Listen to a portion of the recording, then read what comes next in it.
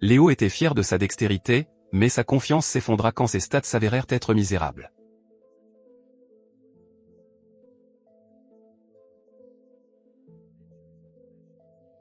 Son titre, Touche à tout, était une énigme, une moquerie, le laissant abasourdi et déçu. Ce jour-là, son meilleur ami l'a renié, qualifiant ses capacités d'inutiles. Plus tôt, les élèves de la Royal Pioneer Academy s'étaient réunis, une institution formant des talents exceptionnels.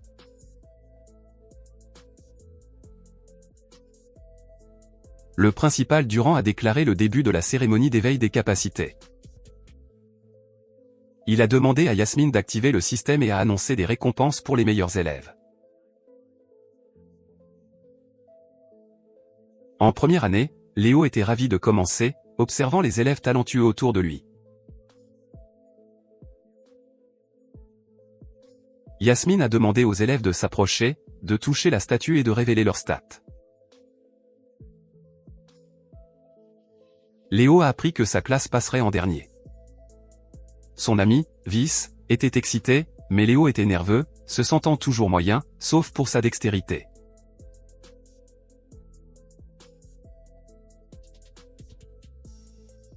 Vice l'a encouragé, lui montrant un porte-bonheur qu'il avait fabriqué pour chacun, un signe d'amitié adoré.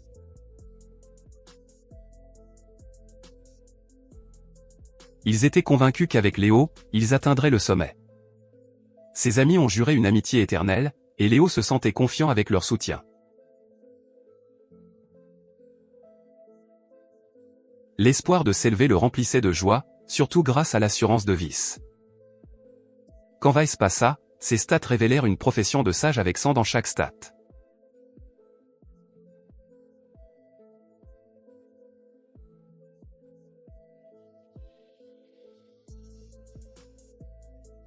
Ses compétences extraordinaires impressionnèrent tout le monde et Vice rayonnait de fierté. Doran et Yesman étaient ravis, sachant que les sponsors financeraient une classe avec un sage comme Vice. Vice annonça que la classe 20 avait plus de talent et invita Léo sur scène.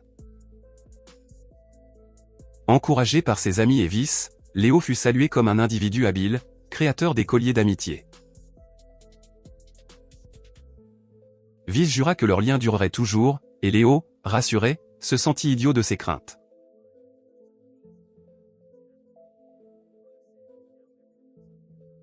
Mais quand il toucha le cristal, ses stats apparurent, un dans chaque stat, et un don inutile de touche à tout.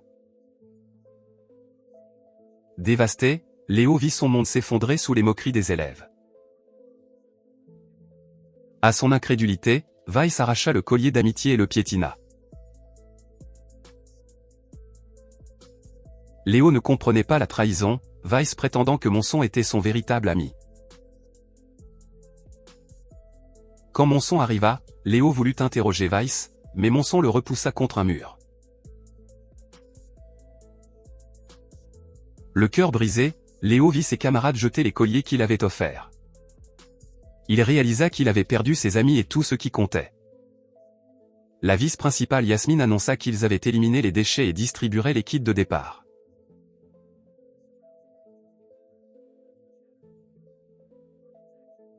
Elle ajouta qu'il révélerait bientôt les classements, mais Vice proposa un procès d'exil pour la classe 20. Léo n'en revenait pas, une tactique interdite où l'élève le plus voté serait banni dans une classe spéciale.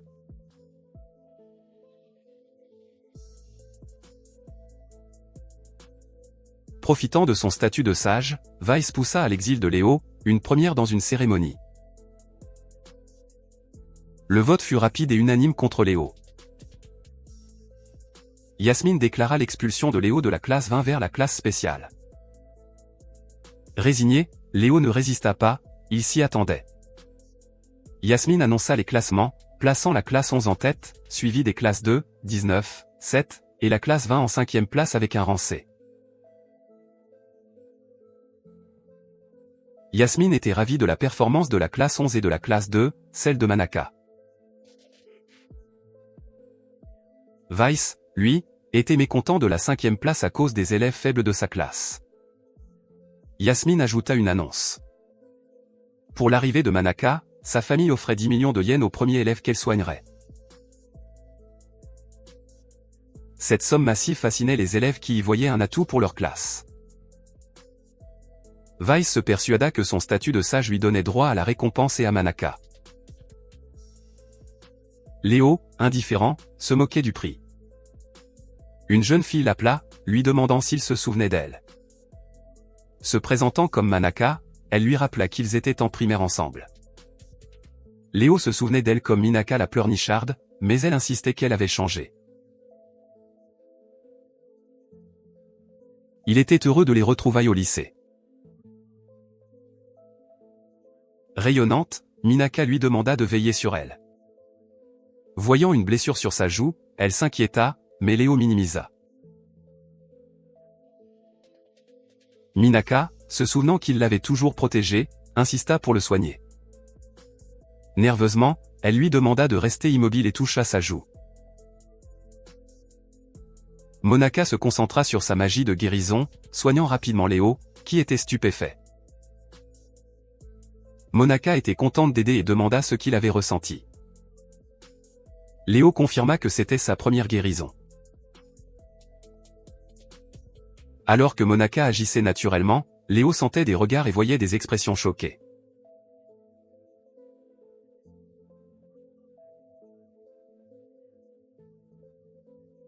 La sainte Monaka venait de soigner Léo, jugé insignifiant par certains.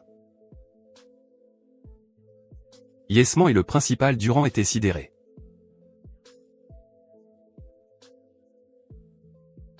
Weiss était déconcerté, se demandant pourquoi Monaka soignerait quelqu'un d'aussi insignifiant. Les élèves demandèrent à Weiss pourquoi il avait exilé Léo si tôt, car ils auraient pu gagner 10 millions de yens. Ils le qualifièrent d'idiot et exigèrent qu'il annule l'exil. Weiss leur dit de se taire, rappelant que le vote était final. Léo réalisa que les élèves s'étaient sabotés, mais Monaka était confuse. Avant que Léo n'explique, Nashuko et Shinibu dirent à Monaka que sa première guérison était sacrée et qu'elle l'avait donnée à Léo.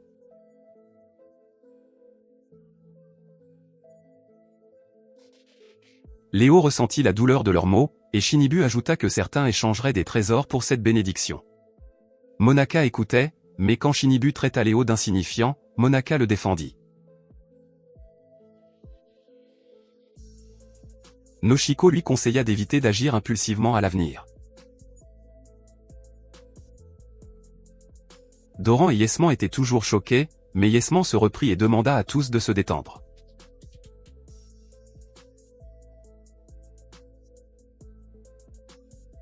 Il annonça que l'académie diffuserait leur vie quotidienne, encourageant un comportement digne.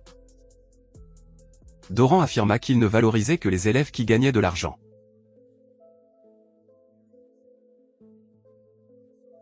Il avertit que les paresseux subiraient son jugement, lançant un regard noir à Léo.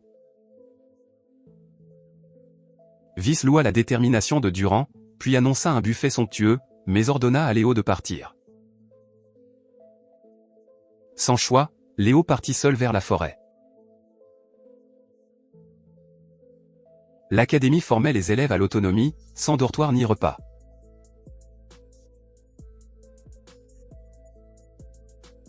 Léo était seul, sans occupation, avec une grande dextérité.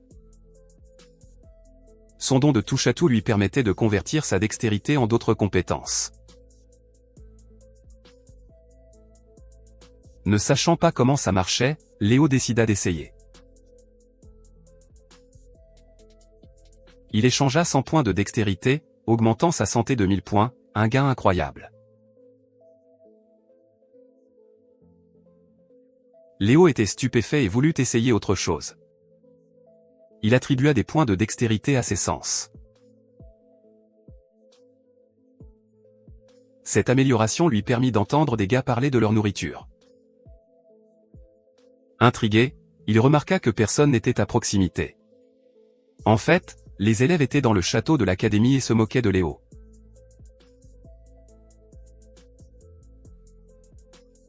Ils décidèrent de lui faire peur en tirant une flèche sur lui.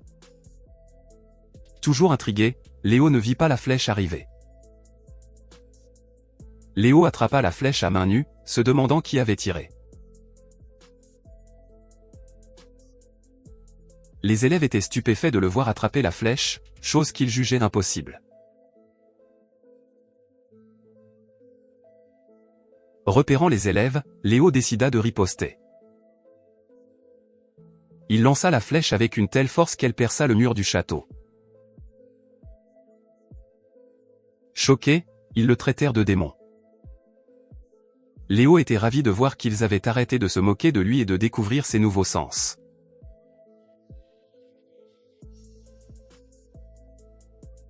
Son corps lui était étranger, et ses doigts lui semblaient raides. Curieux, il réalisa qu'il pouvait réallouer ses poings, ce qui l'enthousiasmait.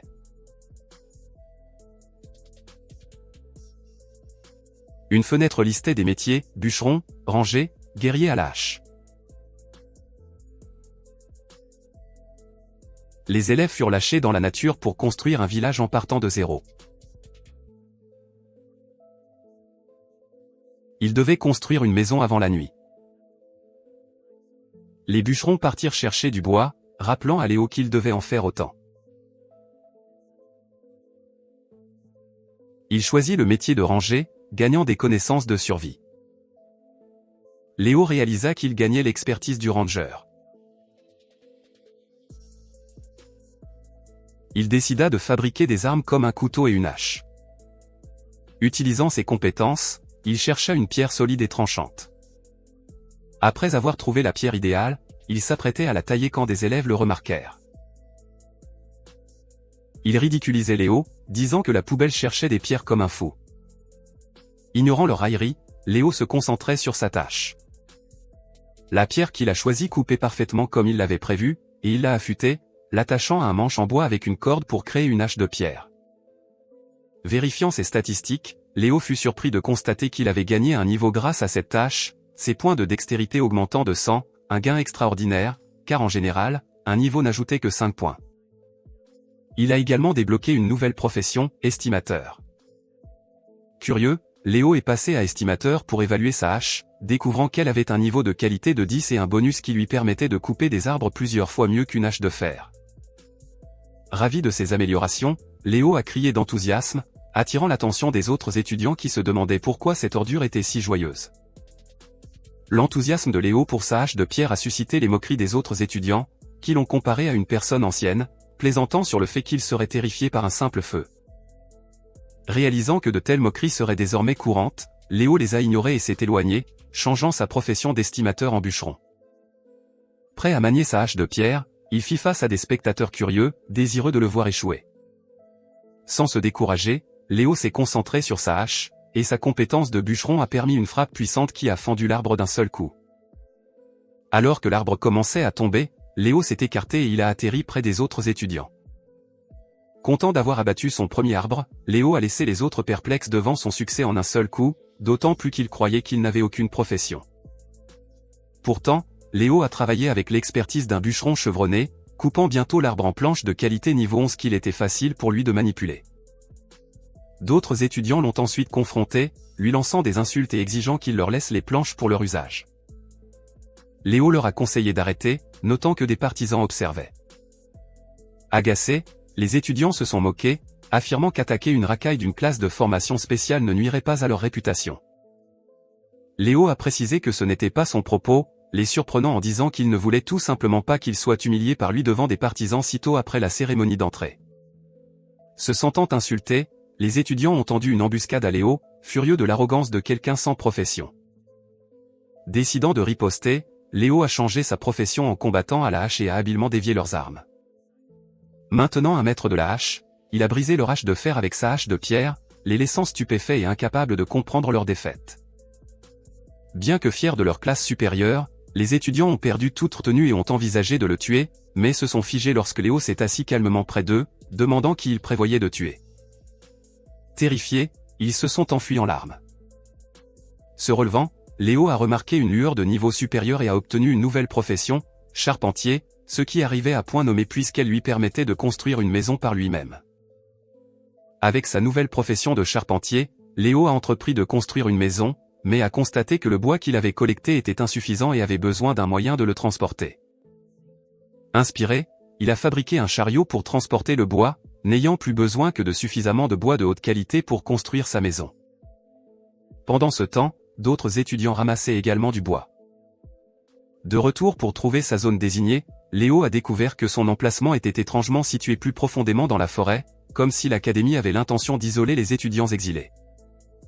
Sur son site, Léo a réfléchi au fait que, bien qu'il fabriquait des objets depuis son enfance, construire une maison était un nouveau défi. Utilisant sa compétence de touche-à-tout, il a commencé à disposer le bois, le coupant et l'ajustant précisément là où il était nécessaire. Étonné de ne ressentir aucune fatigue malgré des heures de travail, Léo a attribué cela à son endurance portée à 200. Après quelques heures, il a terminé avec succès sa propre maison de haute qualité améliorée par ses bonus de dextérité. Satisfait de sa première tentative, Léo a reçu la visite de son ami Sainte Monaca, qui est arrivé en pensant à quelque chose. Sainte Monaca a été étonnée de voir à quel point la maison de Léo était impressionnante, émerveillée qu'il l'ait terminée avant midi. Elle a loué son travail incroyable et remarquable. Incapable de cacher son admiration, Léo lui a demandé si elle aimait tellement sa maison qu'elle voudrait qu'il lui en construise une aussi. Monaca a vérifié s'il était sûr, et Léo a acquiescé, lui demandant d'attendre pendant qu'il rassemblait les matériaux nécessaires. Monaca a attendu patiemment pendant qu'il se préparait. Pendant ce temps, au bureau du principal de l'Académie royale, la directrice adjointe Yasmine et le principal Durand ont été choqués d'apprendre que Léo était l'ami d'enfance de Monaca. Ils craignaient que leur plan visant à ce qu'un étudiant gagne de l'argent de prix, qu'ils empochaient ensuite, échoue puisque les étudiants exilés comme Léo ne figuraient pas sur leur liste officielle d'étudiants. Durand a demandé à Yasmine si le prochain prix était prêt, et Yasmine a confirmé qu'il était destiné au premier étudiant à construire une maison de qualité et à monter de niveau. Durand a souri, convaincu que les étudiants qu'ils avaient choisis et qui construisaient déjà des maisons allaient bientôt remporter le prix. Yasmine a acquiescé, notant que le prix de 20 millions de yens serait à eux si l'un de leurs étudiants gagnait. Cependant, Léo avait déjà terminé sa maison et en commençait maintenant une deuxième pour Monaca. Alors qu'ils marchaient ensemble, Monaca se sentait nostalgique, et Léo s'est fait l'écho de son sentiment. Il lui a demandé où se trouvait sa zone désignée, et en arrivant, ils ont remarqué que de nombreux étudiants étaient rassemblés. Une fille de la maison de Monaca donnait des instructions, déclarant que quiconque contribuerait à la maison de Monaca gagnerait sa faveur en tant que bienfaiteur, Shinbu et Noshuko jugeant leurs efforts comme une compétition. Les étudiants étaient impatients de gagner l'approbation de Sainte Monaca, bien que Monaca elle-même ne soit pas au courant de la situation. Léo a expliqué qu'il s'agissait d'un concours de construction pour elle, et lorsqu'elle a demandé pourquoi, il a suggéré de laisser les autres procéder, pensant que cela simplifierait sa propre tâche de construire sa maison. L'équipe de fabrication était ravie, croyant qu'une maison que Monaca aimait leur assurerait une vie académique facile. Léo a vu leur enthousiasme, mais s'est concentré sur son travail. Monaca l'a encouragé, lui souhaitant bonne chance, et Léo, reconnaissant pour les matériaux qu'il avait rassemblés, a commencé à construire. Un étudiant s'est moqué de Léo, le traitant de déchet pour avoir osé participer et exhortant Monaca à ne pas s'embêter avec lui simplement parce qu'il était son ami d'enfance. Monaca a demandé à Léo s'il allait bien, et il l'a rassuré en lui disant de les ignorer, sachant que de telles railleries étaient inévitables. Activant ses compétences de charpentier, Léo a commencé son projet. Pendant ce temps, l'équipe de fabrication visait à construire une grande maison pour Monaca, mais leur chef a été stupéfait lorsque des ouvriers ont souligné les progrès de Léo. Se retournant, il a été choqué de voir Léo, qu'il pensait sans emploi, construire rapidement une grande maison seul. Il n'arrivait pas à croire que quelqu'un sans profession puisse créer quelque chose d'aussi élaboré. Nashiko l'a fait remarquer à Shinibu, tous deux émerveillés par les progrès de Léo, tandis que Léo travaillait avec désinvolture. Les espoirs de l'équipe de fabrication se sont effondrés, incapables de comprendre comment une personne soi-disant sans emploi avait construit une maison de qualité à 2 étages. Monaca était ravi de la maison que Léo avait construite, et il a commencé à lui expliquer ses caractéristiques. Lorsque Léo cherchait des matériaux pour construire la maison, il a découvert du cannois, un bois de qualité supérieure idéal pour le projet. Monaco a été tellement impressionnée qu'elle est restée momentanément sans voix jusqu'à ce que Léo incite. Elle a ensuite exprimé à quel point la maison était magnifique et a remercié Léo d'avoir fabriqué une maison aussi merveilleuse. Elle ne s'attendait pas à recevoir un autre cadeau aussitôt. Léo était heureux de voir sa joie. Puis Monaca a remarqué de la saleté sur son visage et a proposé de la nettoyer, mais Léo a suggéré qu'elle ne veuille peut-être pas s'approcher car il était en sueur. Monaca a répondu que la sueur était un signe d'honneur pour les charpentiers et a ajouté qu'elle était heureuse d'être près de lui, se rappelant qu'ils étaient toujours ensemble quand ils étaient enfants. Se sentant soudainement gênée, elle s'est excusée d'être trop directe et a reculé. À ce moment-là, quelqu'un s'est approché, lui demandant ce qu'elle faisait là. Léo a reconnu la personne comme étant Vis, son ancien meilleur ami, qui a été stupéfait par l'impressionnante maison que Léo avait construite. L'ego de Vis a été froissé, voyant que Léo, qu'il considérait comme un moins que rien, avait créé une telle structure alors que lui, un soi-disant sage, n'avait fait que perdre du temps sur un plan. Weiss a demandé avec colère ce que faisaient les autres, mais le site était un gâchis, et l'équipe de fabrication s'est vantée d'avoir suivi les ordres. Ils ont demandé à Vis pourquoi leur maison était si inférieure à celle de Léo et ont suggéré que l'exil de Léo était une erreur. Vis leur a ordonné de se taire, insistant sur le fait qu'en tant que sage, ses décisions étaient toujours correctes et a blâmé l'équipe pour la cabane de mauvaise qualité. Les étudiants ont contesté la raison pour laquelle ils les blâmaient maintenant, ce qui a déclenché une vive dispute. Léo, ayant terminé son travail, a décidé d'inspecter les autres maisons. Utilisant ses compétences d'évaluation, il les a toutes trouvées mal construites, si fragiles que même un léger tremblement pourrait les détruire. Certains étudiants ont confronté Léo, exigeant de savoir quelles astuces il avait utilisées pour construire sa maison, insistant sur le fait que quelqu'un comme lui n'aurait pas pu le faire. Léo a répondu calmement qu'il l'avait effectivement construite, mais un étudiant l'a bousculé, lui criant de révéler ses secrets. L'a poussé à envoyer Léo dans l'une de leurs maisons, la faisant craquer et s'effondrer. Cela a déclenché une réaction en chaîne avec une maison après l'autre s'effondrant en poussière. Léo était légèrement secoué, mais Weiss et les autres étaient dévastés, leur dur labeur réduit à néant. Les étudiants avaient le cœur brisé par les heures perdues, et beaucoup ont blâmé Léo. Sachant que ce n'était pas de sa faute, Léo est resté calme. Monaca est arrivé après avoir entendu la commotion, a vu le chaos, et Léo a suggéré qu'il laisse les autres tranquilles. Monaca a ensuite demandé s'il voulait bien l'accompagner pour montrer à ses camarades de classe la maison qu'il avait construite pour elle. Léo a accepté à condition de ne pas être dans le chemin, et ils sont retournés à sa maison. Monaca a fièrement montré la belle entrée, attribuant à Léo le mérite de l'avoir construite. Elle l'a présenté comme une personne incroyable, ce qui a réchauffé le cœur de Léo. Noshiko et Shinibu se sont approchés, admettant qu'ils n'auraient jamais imaginé que Léo puisse créer une telle maison, surtout une maison assez spacieuse pour 10 camarades de classe. Léo a expliqué qu'il l'avait conçue en tenant compte de la sécurité des camarades de classe de Monaca, toutes des femmes, y compris Shinibu et Nashuko.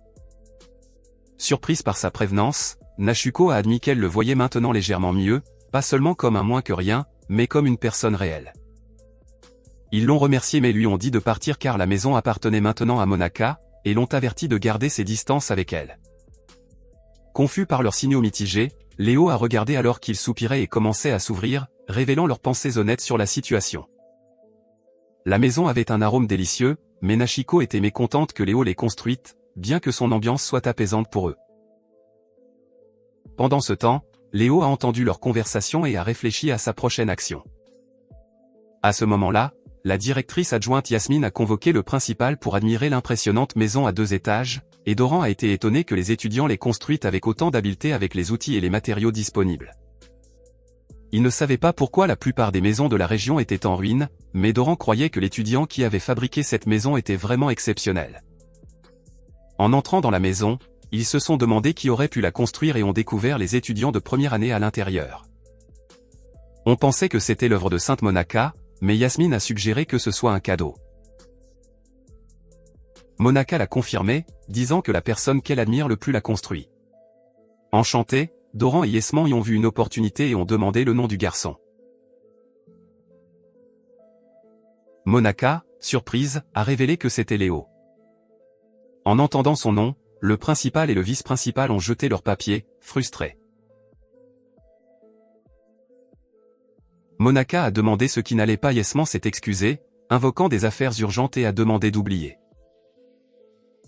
Durand était furieux que Léo, qu'il jugeait inutile, réapparaisse. Yesman a trouvé ça irritant. Doran a vu une lumière de niveau supérieur, ravivant leur espoir. Ils se sont précipités pour offrir le prix. À leur choc, le récipiendaire était Léo, qui venait de monter de niveau. Voyant leur déception, Léo a demandé pourquoi ils étaient contrariés. Ils ont crié et se sont retirés. Perplexe, Liu a vérifié ses stats et a été étonné de voir ninja listé comme nouvelle occupation. Excité, il se souvint que les ninjas venaient du royaume de l'Est et étaient prestigieux. Il s'est souvenu de Shinibu, un ninja de la classe de Monaka, mais a changé son job en ninja. Prenant une bûche, Léo a fabriqué des shurikens de haute qualité.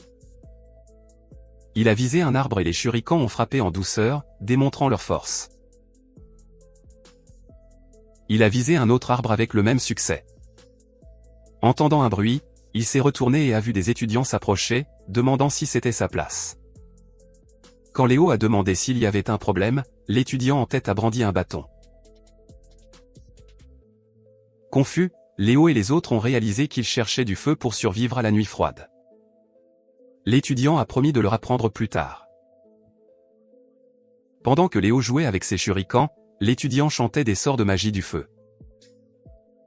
Après un échec initial, il a ri, puis a réussi à allumer le bâton, se vantant de son exploit.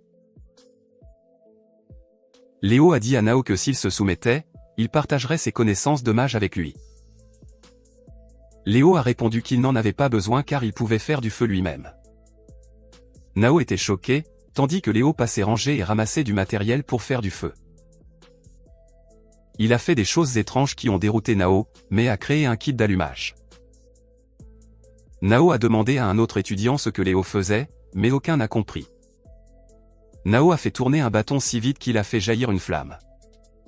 Léo a soufflé doucement pour renforcer le feu et l'a placé sur des feuilles, créant un brasier. Léo a remarqué qu'ils étaient toujours là, confus. Ils étaient ennuyés, mais Nao a souri et a dit qu'il ferait une flamme encore plus grande. Il a jeté le bâton enflammé sur le sol de la maison de Léo. Nao a ri et les autres ont dit qu'il allait trop loin. Léo, cependant, est resté impassible. Le trio a ri jusqu'à ce qu'il remarque quelque chose d'étrange et regarde par la fenêtre. Le feu s'était éteint et Léo a expliqué que sa maison était inifugée. Nao était stupéfait et embarrassé. Les autres ont demandé à Léo de partager sa flamme. Je parlais gentiment, mais Léo a vu à travers leur jeu. Il a accepté de partager, faisant naître leurs espoirs, mais a dit qu'il était différent d'eux. Il a ramassé des shurikens et les a lancés sur les étudiants qui ont essayé de brûler sa maison. Les shurikens ont traversé les flammes, ont pris feu et ont frappé les vêtements des étudiants. Les étudiants ont paniqué et Léo leur a dit qu'il pouvait rendre les shurikens. Les étudiants ont pris des blocs de bois de sa maison, mais se sont brûlés. Léo a expliqué que ces blocs étaient inifugés. Il a décidé que c'était assez et les a laissés fuir. Réalisant qu'il n'avait pas mangé depuis le matin, Léo est allé dans la forêt et a cueilli des fruits. Il a noté qu'il pouvait conserver ses fruits et descendre. Léo pensait qu'en vivant dans la forêt, il n'aurait jamais à s'inquiéter de la nourriture. En explorant, il a trouvé des champignons et a utilisé son rôle d'évaluateur. Il a confirmé qu'ils étaient comestibles, même crus, et a prévu de les utiliser. Il a décidé d'organiser une fête de champignons et a cherché d'autres ingrédients. Léo a fait un sac et a parcouru la forêt, évaluant et collectant des objets comestibles. Il a trouvé un champignon Tatsumek, qui semblait toxique, mais était de haute qualité. Ravi, Léo en a cherché d'autres et en a vite rassemblé suffisamment. Il a ensuite aperçu un groupe d'étudiants mené par une fille nommée Emi, qui a demandé quels champignons étaient comestibles. Un étudiant taupe nommé Shibi a affirmé que les champignons rouges étaient toxiques. Emi a demandé s'il était certain et Shibi a répondu oui avec confiance. Ame a décidé de ramasser des champignons bleus à la place. Léo est arrivé, salué par Ekme, et a prévenu Ame que les champignons bleus étaient Harikdash, qui étaient toxiques. Léo a dit qu'il aurait de graves maux d'estomac, mais que les rouges étaient sûrs.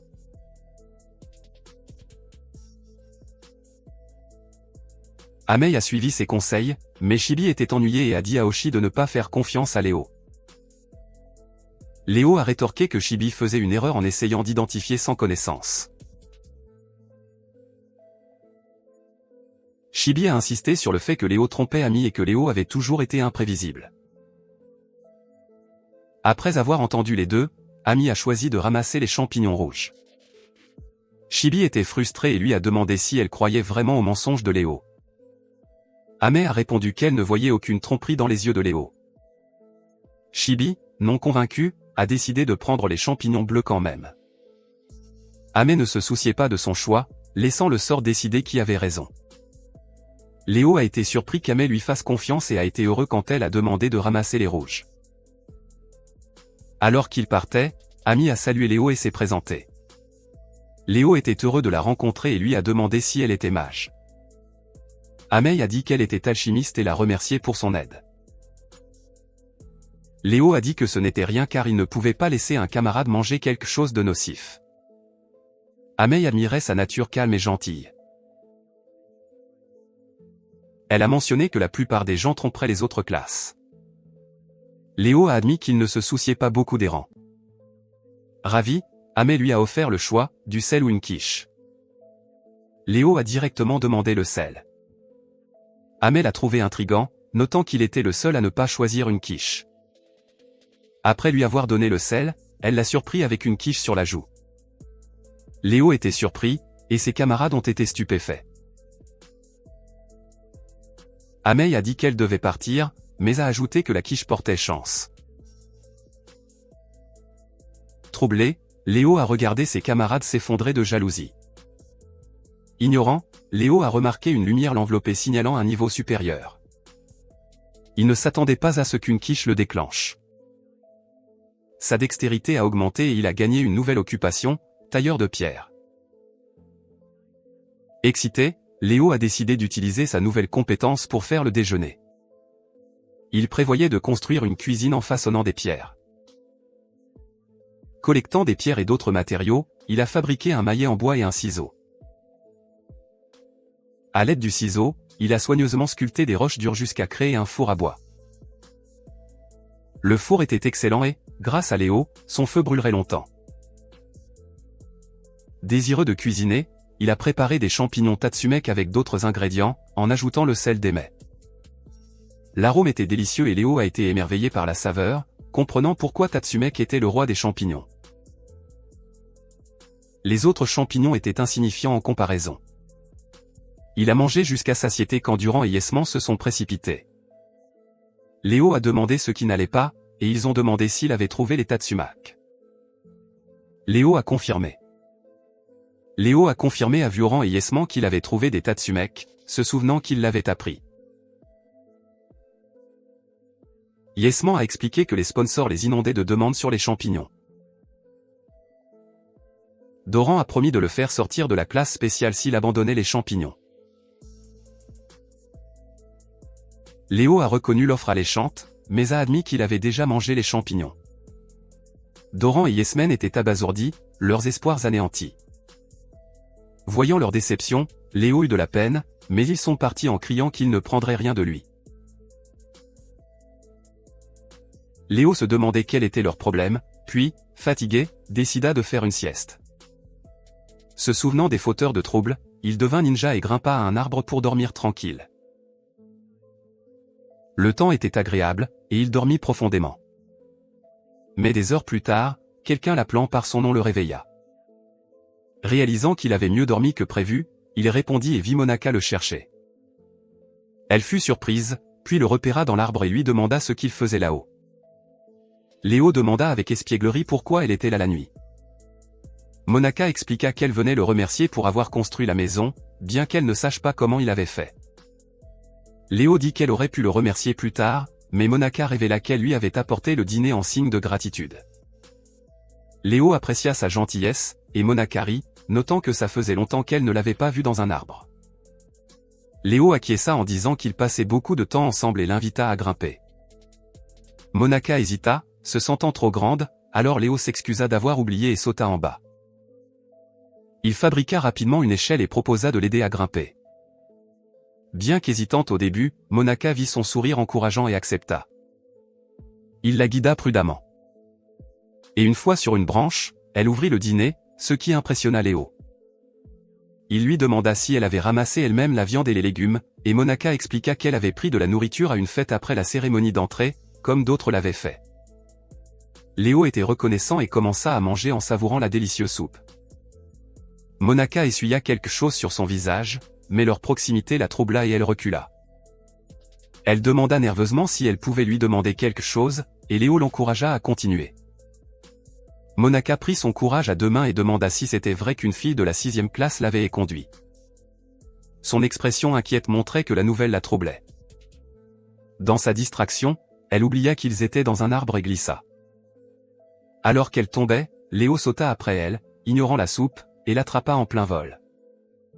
Quelques minutes plus tard, Monaka reprit conscience, indemne, et réalisa que Léo la portait. Timide et nerveuse dans ses bras, elle le remercia de l'avoir sauvée. Léo remarqua qu'elle ne pleurait pas, contrairement à quand ils étaient enfants, et qu'elle se blessait souvent et pleurait. Embarrassée, Monaka insista sur le fait qu'elle n'était plus un bébé, en gonflant ses joues. Léo acquiesça en disant qu'elle avait changé, et Monaka nota que ça faisait longtemps qu'il ne l'avait pas portée, se sentant nostalgique. Léo ressentait la même chose et dit en plaisantant qu'il pourrait aussi bien la ramener à la maison comme au bon vieux temps. Monaka fut surprise mais ne protesta pas. Alors qu'il la portait, elle semblait heureuse, bien qu'elle ait souligné qu'ils approchaient d'un endroit où d'autres étudiants pourraient les voir.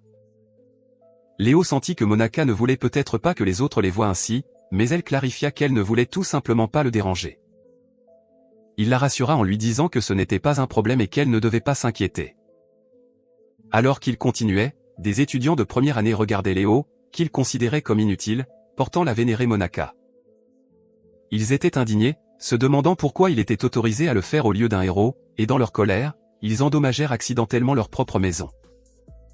Monaka se sentait un peu mal à l'aise mais appréciait d'être portée. Quand ils arrivèrent chez elle, Léo la déposa doucement.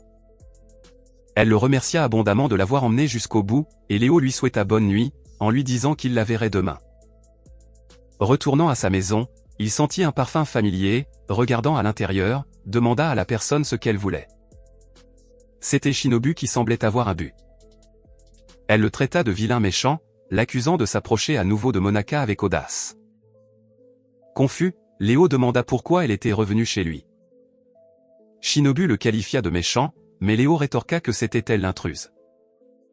Elle révéla qu'elle l'avait vu attraper Monaka en plein vol, un mouvement qu'elle reconnut comme une compétence de ninja appelée lancer de corde. Elle s'y était entraînée depuis l'enfance mais ne la maîtrisait pas et était curieuse de savoir comment quelqu'un comme Léo, qu'elle pensait sans emploi, pouvait le faire. Léo haussa les épaules, disant que c'était juste un coup de chance, et était sur le point de lui demander de partir quand Shinobu l'interrompit, l'avertissant de ne pas faire l'idiot. Elle affirma qu'elle avait un moyen de le faire avouer et leva les mains comme pour l'attraper. Léo demanda en plaisantant si elle dansait. Shinobu se jeta sur lui sans prévenir, mais il esquiva sans effort. Surprise, elle essaya à nouveau, mais Léo, avec sa statistique d'agilité à 20 et 11, lui dit que se battre était inutile. Frustré, Shinobu continua d'attaquer, ne voulant pas gâcher ses mouvements entraînés, mais Sin commença à être essoufflé. Léo, avec une statistique d'endurance de 20 et 10, resta impassible et suggéra qu'elle aille à côte. L'ignorant, Shinobu fit un saut désespéré, déterminé à ne pas perdre. Sachant qu'elle ne s'arrêterait pas, Léo esquiva à nouveau et l'attrapa alors qu'elle faillit tomber, l'aidant à se relever. Embarrassé d'être aidé par lui, Shinobu le regarda brièvement. Pour désamorcer la situation, Léo suggéra que leur combat était un match nul et qu'ils devraient se reposer. Shinobu comprit mal, pensant qu'il insinuait quelque chose d'inapproprié à Kote, et l'accusa de planifier des techniques de pari sur elle et Monaka. Confus, Léo n'avait aucune idée de ce qu'elle entendait par ces techniques. Elle devint nerveuse, insistant sur le fait qu'il avait des plans sinistres pour elle et Monaka. Léo réalisa qu'elle s'inquiétait pour Monaka et l'assura qu'il ne lui ferait jamais de mal car Monaka était une amie d'enfance qu'il avait juré de protéger. Il sourit chaleureusement pour la rassurer. Troublée, l'embarras de Shinobu était clair malgré ses efforts pour le cacher. Elle se retira, déclara qu'elle lui pardonnait cette fois, et s'enfuit par la fenêtre, jurant de le vaincre la prochaine fois. Léo soupira, soulagé d'avoir résolu une autre rencontre problématique. Léo, ayant vu le défi, a connu un autre niveau supérieur, passant du niveau 5 au niveau 6, bien qu'il se sente étrange puisqu'il ne l'avait pas gagné par ses efforts. Cette augmentation de niveau lui a accordé une nouvelle occupation, chasseur de trésors, dont il pensait qu'elle l'aiderait dans son exploration. Le rôle de chasseur de trésors a ensuite fusionné avec son métier de tailleur de pierre. Épuisé après une longue journée bien remplie, Liu décida qu'il était temps de se reposer, curieux de savoir ce que le lendemain allait apporter, mais sans inquiétude grâce à sa compétence de touche-à-tout. Quelques heures plus tard, il se réveilla et constata qu'il faisait encore noir dehors, pensant qu'il devrait dormir davantage, mais quelque chose n'allait pas comme s'il avait trop dormi. À la fenêtre, il découvrit qu'il ne pouvait pas voir dehors et réalisa qu'un revêtement sombre avait été placé dessus, le surprenant et lui faisant se demander qui ferait une chose pareille. Malgré cela, il remarqua que le soleil était levé, ce qui signifiait qu'il était en retard pour l'académie.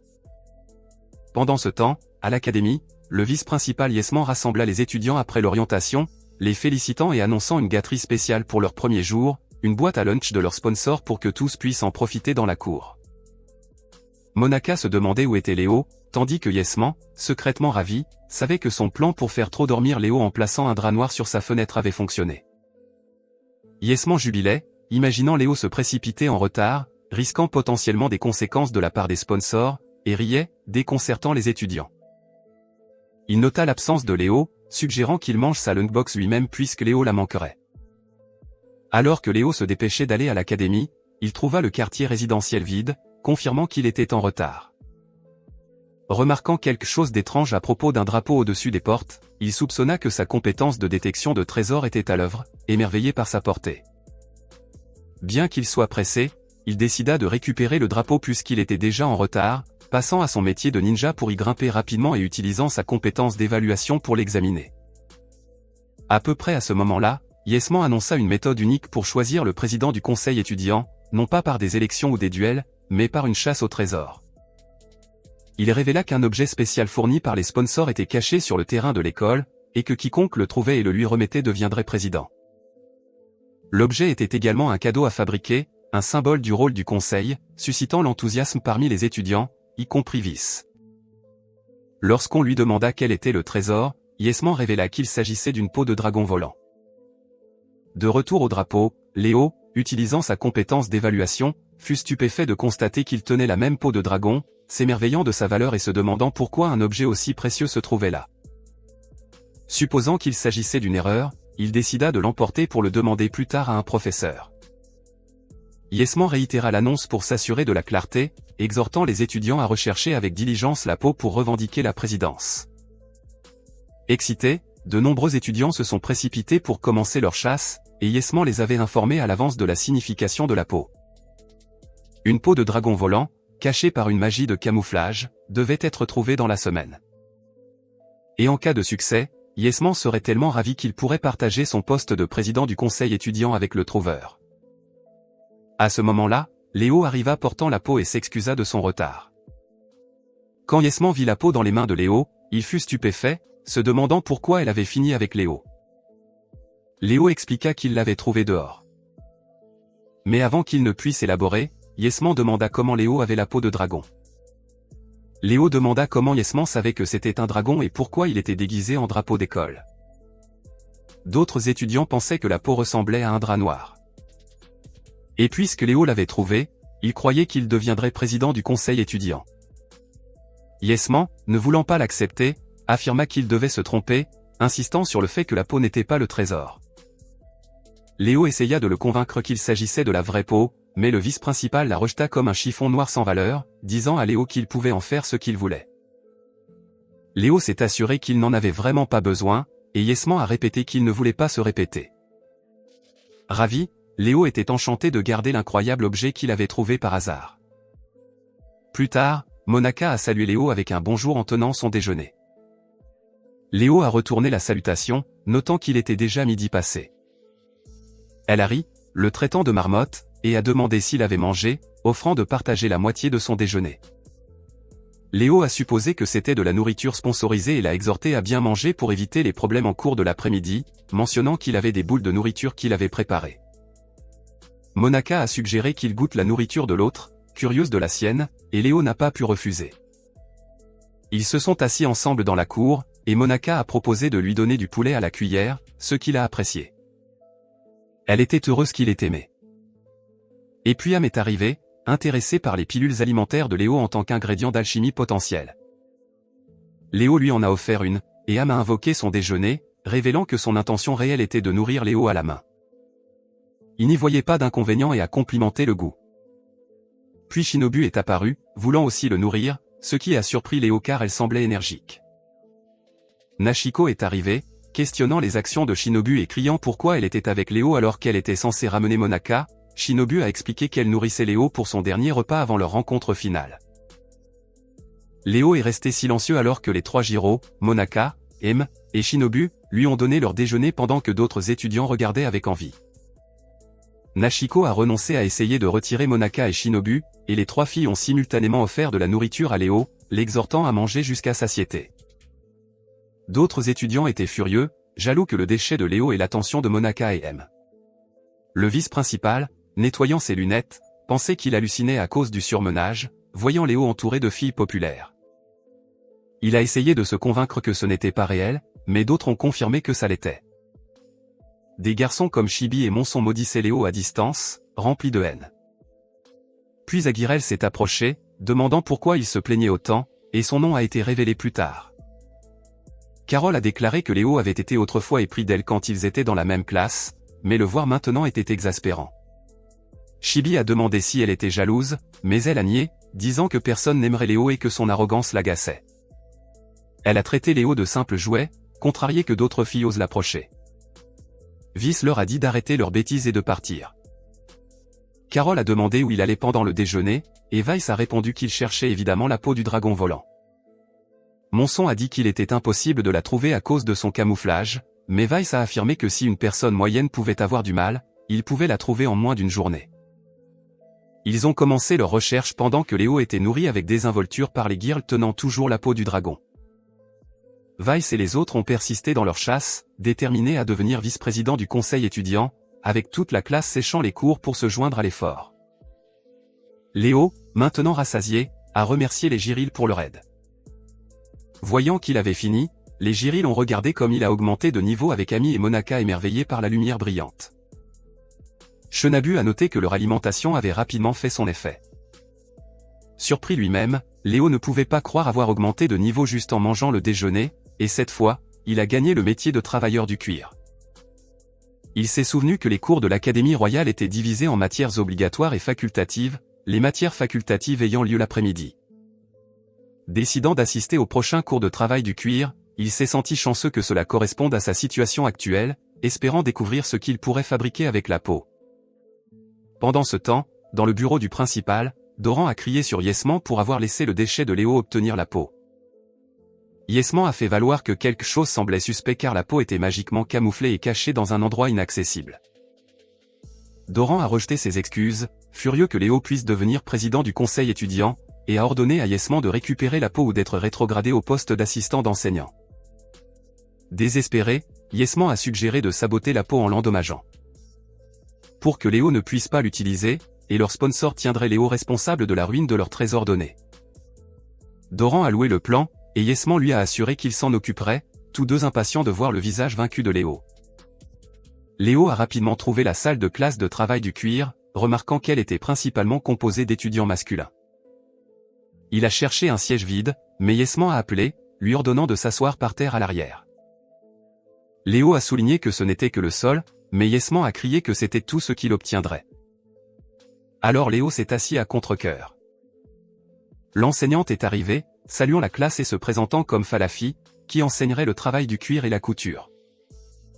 Léo a senti une aura gentille émanant d'elle. Falafi a annoncé qu'en raison du faible nombre d'inscriptions, elle tiendrait une session conjointe avec la classe de couture. La classe de couture, principalement composée de filles, est entrée dans la salle de classe de travail du cuir. Léo a remarqué les filles, et Falafi a encouragé tout le monde à s'associer et à faire connaissance. Parmi les étudiants se trouvait Monaka. En cours de couture, quand Yasmine a vu Monaka, il s'est empressé de lui offrir une chaise fantaisie pour s'asseoir, disant que sa broderie animée devrait être montrée confortablement pour leur sponsor. Mais quand Monaka a remarqué Léo assis par terre à l'arrière, elle a souri, s'est approchée et s'est assise à côté de lui, le surprenant. Monaca a dit au vice-principal qu'elle allait bien assise là avec Léo, ce qui a causé un problème pour Yasmine qui ne pouvait pas permettre à quelqu'un d'aussi vénéré qu'elle de s'asseoir par terre, sachant que les sponsors s'y opposeraient. Monaca a expliqué que puisqu'elle et Léo étaient tous les deux étudiants, si Léo s'asseyait par terre, elle pouvait aussi. Et si Léo prenait une chaise, elle ferait de même. C'était dur à accepter pour Yasmine, mais Monaca a tenu bon, le laissant incapable d'argumenter. Alors, avec une frustration visible, il a laissé à contre-cœur Léo choisir le siège qu'il voulait. Léo l'a remercié, puis lui et Monaca se sont déplacés vers une chaise et un bureau appropriés ensemble. Une fois que tout le monde était installé, Falafi a commencé le cours, ordonnant aux maroquiniers de fabriquer une cape en cuir tandis que les couturières travaillaient sur des insignes brodés. Elle a dit que les étudiants pouvaient obtenir des fournitures auprès d'elle, mais les articles finis devaient être remis à l'école. Bien qu'aujourd'hui, l'étudiant avec le meilleur travail pouvait le garder. Si quelqu'un utilisait ses propres matériaux, il pouvait emporter sa création à la maison de toute façon. Léo a pensé à emprunter des outils, mais Yasmine a déclaré bruyamment que le prêt d'outils d'artisanat à la classe spéciale était maintenant interdit, affirmant qu'il venait de créer cette règle. Pourtant, il a accordé à Léo une exception, lui donnant une aiguille et des ciseaux en fer enchanté à utiliser, soulignant que Léo ne pouvait utiliser que cela et rien d'autre dans la pièce. Falafi a fait remarquer que c'était injuste puisque Léo ne pouvait pas coudre sans fil. Léo a vu cela comme une autre ruse du vice-principal qui s'est approché pour lui tendre les ciseaux, disant que si la peau de Léo se déchirait et devenait inutile, il pourrait la remplacer plus tard, ce qui était clairement faux. Prenant une profonde respiration, Léo a défié Yasmine, devinant qu'il savait que la peau était une peau de dragon puisque des aiguilles et des ciseaux ordinaires ne pouvaient pas la couper. Et les outils magiques près de Yasmine ont montré qu'il connaissait déjà ses propriétés uniques. Yasmine, avec peu de choses à dire, a claqué les ciseaux avec colère, disant à Léo de faire ce qu'il voulait et a laissé les outils avec lui pour voir comment il échouerait. Léo a inspecté l'aiguille et les ciseaux enchantés, les trouvant de haute qualité et les a acceptés avec confiance. Yasmine ne voyant aucune peur sur le visage de Léo, l'a averti que sans fil, il échouerait toujours et serait moqué par tout le monde. Alors que les étudiants riaient et que Falafi essayait de les calmer, Monaca, bouleversé, s'est levé pour défendre Léo, mais il l'a assuré que ça allait et est resté concentré. Léo s'est alors dirigé vers la fenêtre et est sorti. Le vice-principal a demandé si Léo s'enfuyait après avoir parlé fort, mais Léo établissait ses priorités, choisissant une vigne avec une grande force et flexibilité, puis la coupant en longs morceaux avec un couteau du milieu. Les autres étudiants étaient curieux de savoir ce que ce drôle d'oiseau de Léo mijotait car il semblait qu'il ne faisait que laver une vigne au hasard dans l'étang. Léo a nettoyé la vigne à fond et l'a laissée sécher, accélérant le processus en utilisant le feu pour la sécher rapidement, laissant les étudiants perplexes quant à la raison pour laquelle il faisait quelque chose d'aussi sans rapport avec le cours de couture. Même l'enseignante, Falafé, était intriguée par les intentions de Léo. Monaca, cependant, a déclaré avec confiance qu'elle était certaine que Léo créerait quelque chose d'extraordinaire, l'encourageant. En quelques minutes, Léo a vérifié la vigne, confirmant qu'elle était sèche, et a commencé à assembler les morceaux séchés. À ce stade, les étudiants ont commencé à deviner ce qu'ils pourraient fabriquer. Bientôt, Léo a terminé de fabriquer ses propres fils, qui étaient d'une qualité encore supérieure à celle des fournitures de la classe, étonnant tout le monde par la rapidité avec laquelle il les avait fabriqués. Monaca a fait l'éloge du travail incroyable de Léo alors qu'il retournait dans la salle de classe. Falafé était émerveillé qu'un étudiant comme Léo puisse produire du fil à partir de rien, tandis que Yasmine, visiblement irritée, s'est moquée du fait que le fil de Léo avait l'air si fragile qu'il se casserait facilement. Léo a rétorqué qu'il ne le saurait pas à moins de le tester, puis s'est assis à son bureau et a enfilé son aiguille. Ensuite, Léo a décidé qu'il était temps d'essayer sa nouvelle compétence en travail du cuir, commençant immédiatement à fabriquer quelque chose à partir de la peau du dragon. Sa technique de coupe était fascinante pour les autres étudiants, et sa couture était comme celle d'un maître, impressionnant Monaca et choquant Yasmine. Falafi est devenu excité en regardant Léo ajouter un col et des poches au manteau comme s'il était un maroquinier chevronné. Bientôt, Léo a terminé de fabriquer un manteau en cuir à partir de la peau de haute qualité, et toute la classe s'est émerveillée de sa superbe création. Falafi était ravi, reconnaissant la lueur du manteau comme un signe d'un objet exceptionnel. Léo, l'ayant évalué, savait que son niveau de qualité était de 96 avec des caractéristiques remarquables comme la résistance à la chaleur et au froid, un espace de stockage 10 fois supérieur à celui d'une poche normale et une réduction de poids pour les objets qui y sont stockés. Yesman était sans voix, ses tentatives de saper Léo ayant échoué. Les articles de haute qualité avec des effets rares étaient exceptionnels, et le manteau de Léo en était incontestablement un.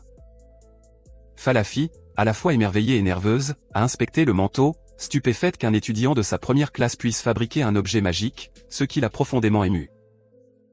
Elle a dit à Léo que de tels articles de haute qualité étaient rares, se produisant peut-être une fois par décennie, même parmi les artisans du cuir professionnel, et sa facilité à le fabriquer le marquait comme un génie à ses yeux. Monaka était ravie d'entendre Léo qualifié de génie, partageant le même point de vue. Les autres étudiants ont été surpris par le talent de Léo, et Yasmine, incapable de rester silencieux, a attrapé ses ciseaux et a affirmé que tout le monde se trompait. Il a insisté sur le fait que la haute qualité du manteau était due à son aiguille et à ses ciseaux, qu'il a dit être des outils divins transmis dans sa famille. Folifi était étonné, se demandant si c'était vraiment des objets de niveau divin, et si c'était le cas, s'ils appartenaient à l'école. Yasmine a précisé qu'ils étaient sa propriété personnelle, puis, affirmant qu'il était un homme occupé, s'est excusé. Léo était intrigué par les intrigues constantes de Yasmine, mais en attendant, l'opinion des autres étudiants sur lui a de nouveau changé, croyant que le succès de son manteau en cuir provenait de l'aiguille et des ciseaux divins. Alors, ils sont retournés à leur pupitre. Monaka, émerveillée, tira Léo. Elle n'arrivait pas à croire qu'il ait créé un objet de si bonne qualité. Léo apprécia ses gentilles paroles, et Monaka partagea son rêve de devenir une artisane qualifiée comme lui demandant s'il pouvait lui apprendre à utiliser une aiguille. Léo pensa que c'était une bonne idée et accepta, suggérant qu'ils travaillent ensemble. Ils s'assirent, et Léo commença à guider Monaka, lui conseillant d'être prudente et lui montrant comment utiliser l'aiguille avec précision et patience. Alors que Monaka travaillait sur un badge sous sa direction, Léo corrigea ses erreurs, l'encourageant à imaginer le destinataire souriant joyeusement pour rendre sa création la meilleure possible. Monaka visualisa l'idée d'un visage souriant, prit une profonde inspiration et sembla se concentrer sur quelqu'un de spécial. Avec une concentration renouvelée, elle continua, et Léo l'aida pour les touches finales. Il remarqua Falafé écoutant silencieusement ses conseils, prenant probablement des notes mentales. Quand Léo lui demanda ce qu'elle faisait, Falafi éluda la question, disant que ce n'était rien. Monaka termina son badge et le montra avec empressement à Léo et Falafi. Il était parfait et rayonnant, stupéfiant Falafi comme un autre objet de haute qualité. L'emblème de Monaka rayonnait son affection, et Falafi, stupéfaite, questionna comment deux objets de haute qualité pouvaient émerger dans une seule classe, attirant l'attention de tous les étudiants. Monaka rayonna alors que Léo louait son travail incroyable, le remerciant de sa réussite car ses conseils avaient rendu son badge si parfait. Elle demanda ensuite à Léo s'il accepterait l'emblème. Surpris, Léo lui demanda si elle était sûre, et Monaka confirma qu'elle l'avait fait pour lui. Léo accepta avec reconnaissance, remarquant que le design était l'emblème de sa famille, un cœur symbolisant qu'elle lui donnait son cœur. Bien qu'il ne s'attarde pas sur ces mots, il apprécia le badge et décida de le coudre sur son manteau. Léo le cousit parfaitement, et le manteau se transforma en le manteau du dragon et du saint, maintenant béni avec Saint Pure Live, ajoutant des fonctionnalités comme l'auto-réparation pour réparer les déchirures au fil du temps et la récupération de santé pour le porteur. Léo fut choqué de voir le niveau de qualité du manteau monter à 109. Un autre étudiant, confus, demanda de quoi il parlait car il ne comprenait pas ses pensées. Léo trouva étrange que la combinaison d'objets puisse pousser le niveau du manteau au-delà de 100, atteignant le statut d'artisan royal, sachant que sa présence pourrait causer des problèmes. Malgré tout, il essaya le manteau, et Monaka dit qu'il lui allait à merveille. Léo la remercia pour son aide, et elle se sentit tout aussi reconnaissante pour ses conseils. Ils convinrent qu'ils s'étaient aidés mutuellement. Falafé appela alors Léo, admettant qu'elle n'avait plus rien à lui apprendre, mais lui demanda s'il envisagerait de reprendre son cours plus tard. Pendant ce temps, Yasmine, furieux, cassa une statue du principal Durand, la répara rapidement, et était sur le point de rapporter les événements de la journée lorsque le vrai Durand apparut. Le principal Durand rejeta le rapport de Yasmine, disant qu'il y avait une question plus urgente à traiter. Lorsque Yasmine demanda ce qui n'allait pas, Durand révéla qu'il avait entendu que Yasmine possédait des objets divins. Confus, Yasmine regarda Durand prendre ses ciseaux, remarquant qu'il ne s'attendait jamais à ce que Yasmine possède de tels trésors rares. Durand, convaincu qu'ils étaient divins sur la base de rumeurs, ignora les tentatives de Yasmine pour expliquer le contraire et annonça qu'il enverrait les objets au musée royal pour inspection. Il pensait qu'en les exposant, ils augmenteraient considérablement le prestige de l'école. Yasmine, choquée et ignorée, tenta de protester. Mais quand il l'interrompit, Doran demanda s'il ne voulait pas prêter les objets au musée.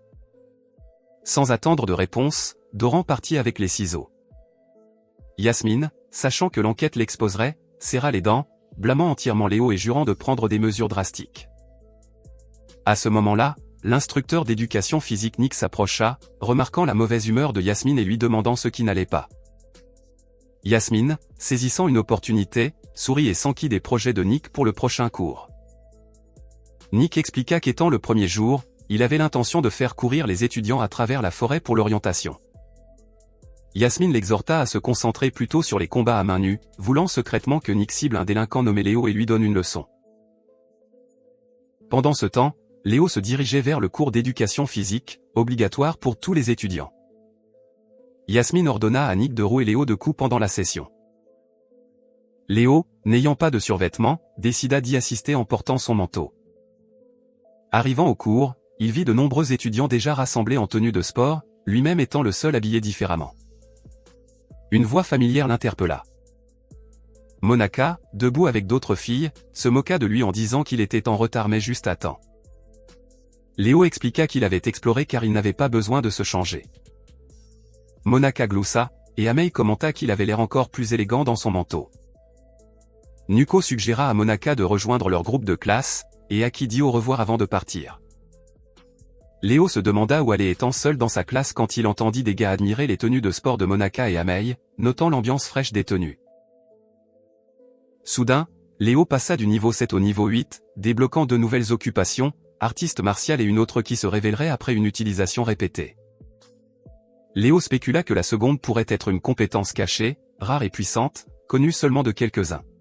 Surpris qu'une personne sans emploi comme lui puisse accéder à de telles capacités, il ne savait pas comment l'activer. Pour l'instant, il passa à artiste martial, lui accordant la maîtrise de diverses techniques du karaté et de la boxe aux compétences de combat avancées. Léo était ravi d'enfin utiliser ses compétences quand une voix convoqua tous les étudiants, révélant leur professeur d'éducation physique flamboyant en équilibre sur sa jambe gauche tout en fléchissant sa jambe droite. Il salua chaleureusement les étudiants, se présentant comme Nick, et ils furent étonnés par ses muscles impressionnants. Nick expliqua que l'académie était protégée par des sorts de grande portée, y compris un appelé insatiable, qui permettait aux étudiants de survivre sans boire d'eau. Léa réalisa que c'était incroyable car il n'avait pas eu soif malgré ses efforts. Nick nota que l'académie utilisait ce sort pour aider les nouveaux arrivants comme eux.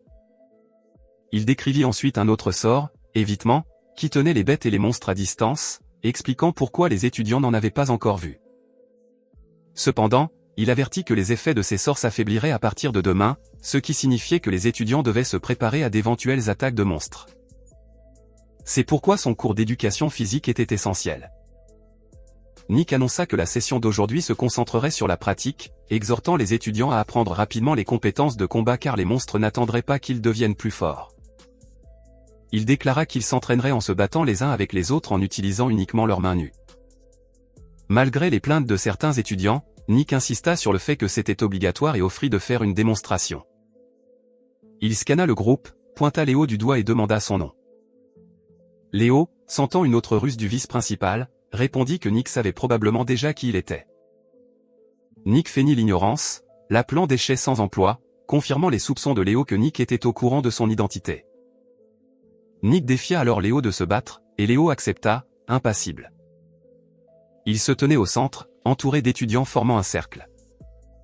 De nombreux étudiants, conscients que Léo était ciblé, anticipaient avec impatience sa défaite, encourageant Nick à l'écraser.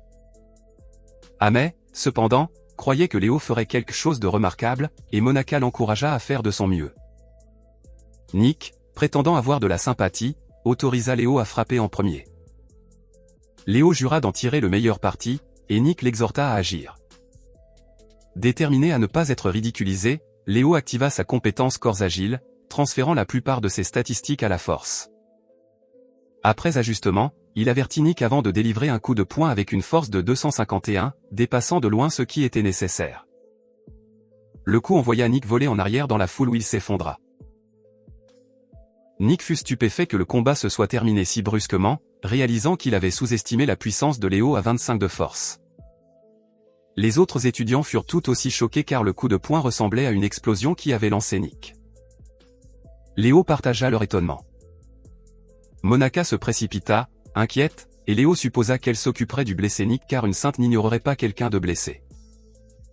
À sa grande surprise, Monaka vérifia plutôt s'il lui allait bien, lui demandant s'il avait mal. Léo, perplexe, demanda si elle n'avait pas vu ce qui venait de se passer.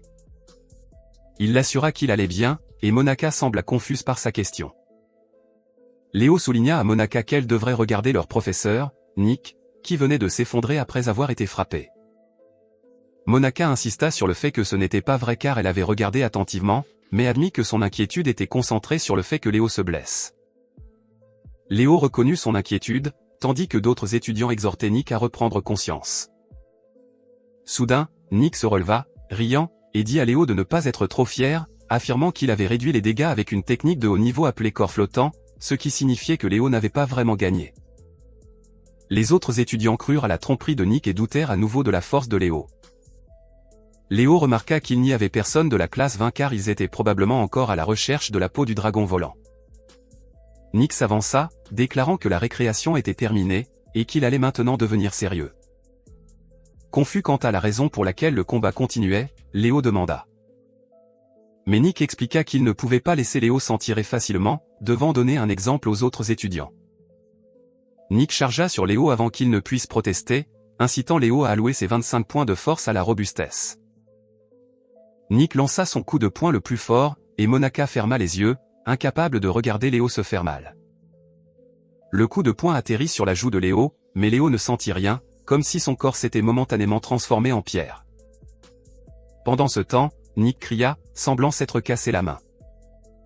Léo fut perplexe car il ne s'attendait pas à ce que son corps devienne si dur ou lourd malgré sa robustesse. Les étudiants étaient confus, se demandant pourquoi leur professeur avait mal après avoir frappé Léo, qu'ils considéraient comme faible. Nick a utilisé une autre technique avancée. Monaka a vérifié l'état de Léo, demandant sans cesse s'il allait bien. Les autres élèves admiraient l'incroyable résistance de Léo. Bien qu'ils aient voulu le soigner, ils ont emmené Nick à l'infirmerie. Léo a compris qu'il ne devait pas modifier ses stats de façon drastique. Plus tard, le conseil a informé le proviseur que les ciseaux et aiguilles envoyés au musée royal étaient faux.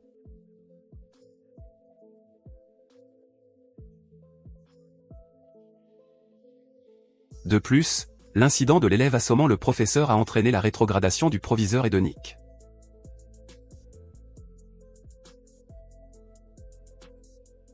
Pendant ce temps, Léo a cru entendre des cris, mais il a ignoré. Il a décidé de réinitialiser ses stats et de devenir bûcheron.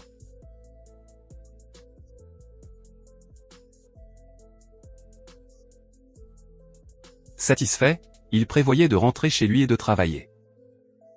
Il se souvenait d'un sort renforçant l'académie pour repousser les monstres. Comme il s'affaiblissait, Léo a ramassé du bois pour faire des clôtures.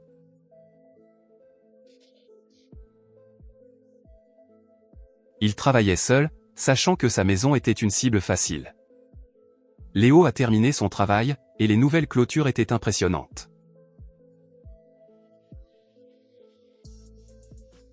Il a remarqué une lumière brillante signalant que sa maison avait gagné un niveau.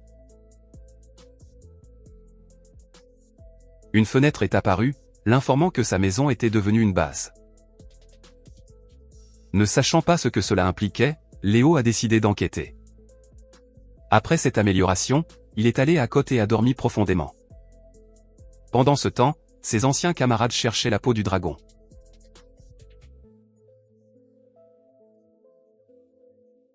Étant restés dehors trop longtemps, ils ont été enfermés hors du campus. Vice a demandé s'ils étaient fatigués, suggérant de continuer sans rentrer. Les élèves fatigués ont protesté, demandant à Vice de se reposer. Vice insistait pour trouver la peau avant l'aube. Vice a rétorqué que leur maladresse était à blâmer. Carole et Monson ont répondu qu'il était déraisonnable. Weiss a dit que ceux qui ne travaillent pas ne devraient pas manger. Chibi est intervenu, suggérant de dîner pour avoir de meilleures idées. Aki a dit qu'il n'avait pas de nourriture, et Monson s'est plaint. Chibi a révélé qu'il avait ramassé des champignons bleus comestibles. Il a demandé leur avis, fier de les avoir cueillis seul. Monson a félicité Chibi, et même Weiss a dit qu'ils auraient trouvé la peau. Weiss a autorisé une pause et tout le monde a mangé les champignons. Cependant, Weiss et les autres se sont tordus de douleur.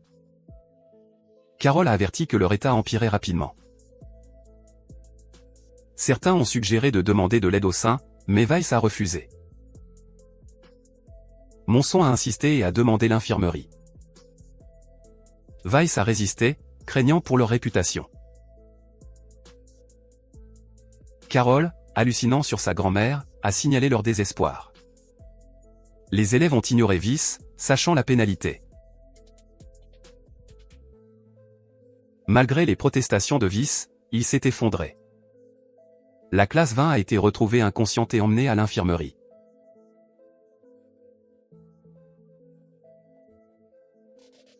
Weiss était dévasté par la nouvelle. Le proviseur a appris que Léo avait établi une base en 2 jours.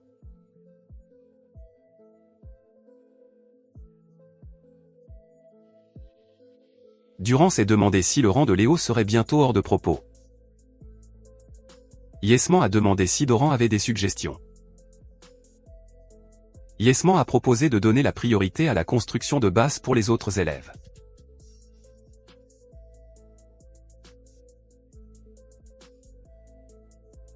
Yesman a suggéré de nommer un chef de projet.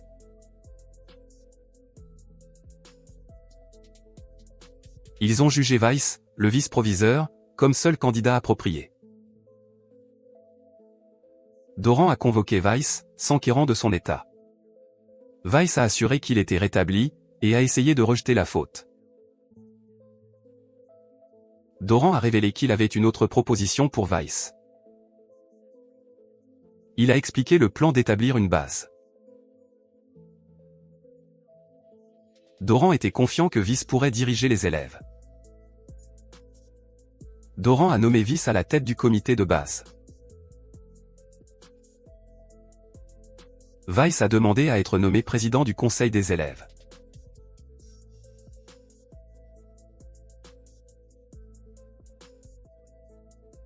Doran a accepté, le considérant comme une récompense équitable. Weiss et Doran étaient ravis. Pendant ce temps, Léo s'est réveillé reposé. Il a décidé de renforcer sa propriété avec plus de pièges. Il a découvert Shinobu coincé dans un piège. Léo a demandé si elle allait encore s'introduire. Léo a coupé la corde, la libérant. Il lui a conseillé d'utiliser la porte la prochaine fois. Shinobu a averti que leur prochaine rencontre serait une bataille. Léo pensait qu'elle n'apprendrait jamais. À l'extérieur, il a trouvé Yesman, le vice-proviseur, coincé dans un piège. Léo a questionné sa présence, mais Yesman a seulement imploré de l'aide. Léo l'a libéré du piège. Yesman s'est lamenté sur son costume et sa baisse de salaire. Léo lui a dit d'utiliser la porte. Yesman a dit qu'il n'avait rien à voir avec un élève de classe poubelle. Léo s'est demandé pourquoi il était venu. Léo a gagné un niveau. Il est passé du niveau 9 au niveau 10 avec son nouveau métier.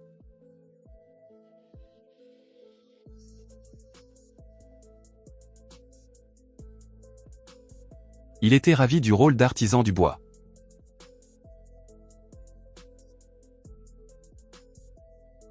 Il a commencé à fabriquer des meubles en façonnant des blocs de bois. Il travaillait 100 fois plus vite, appréciant le travail du bois.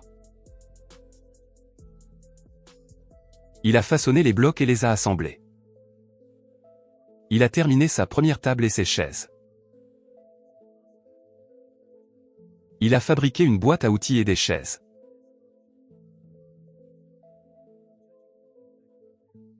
La maison était plus confortable. Sa base est passée du niveau 1 au niveau 2.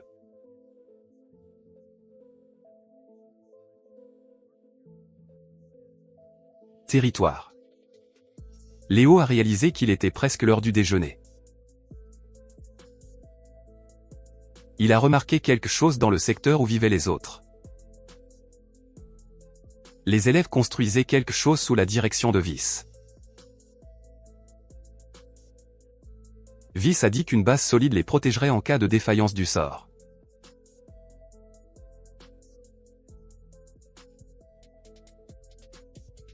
Léo a compris pourquoi ils avaient congé.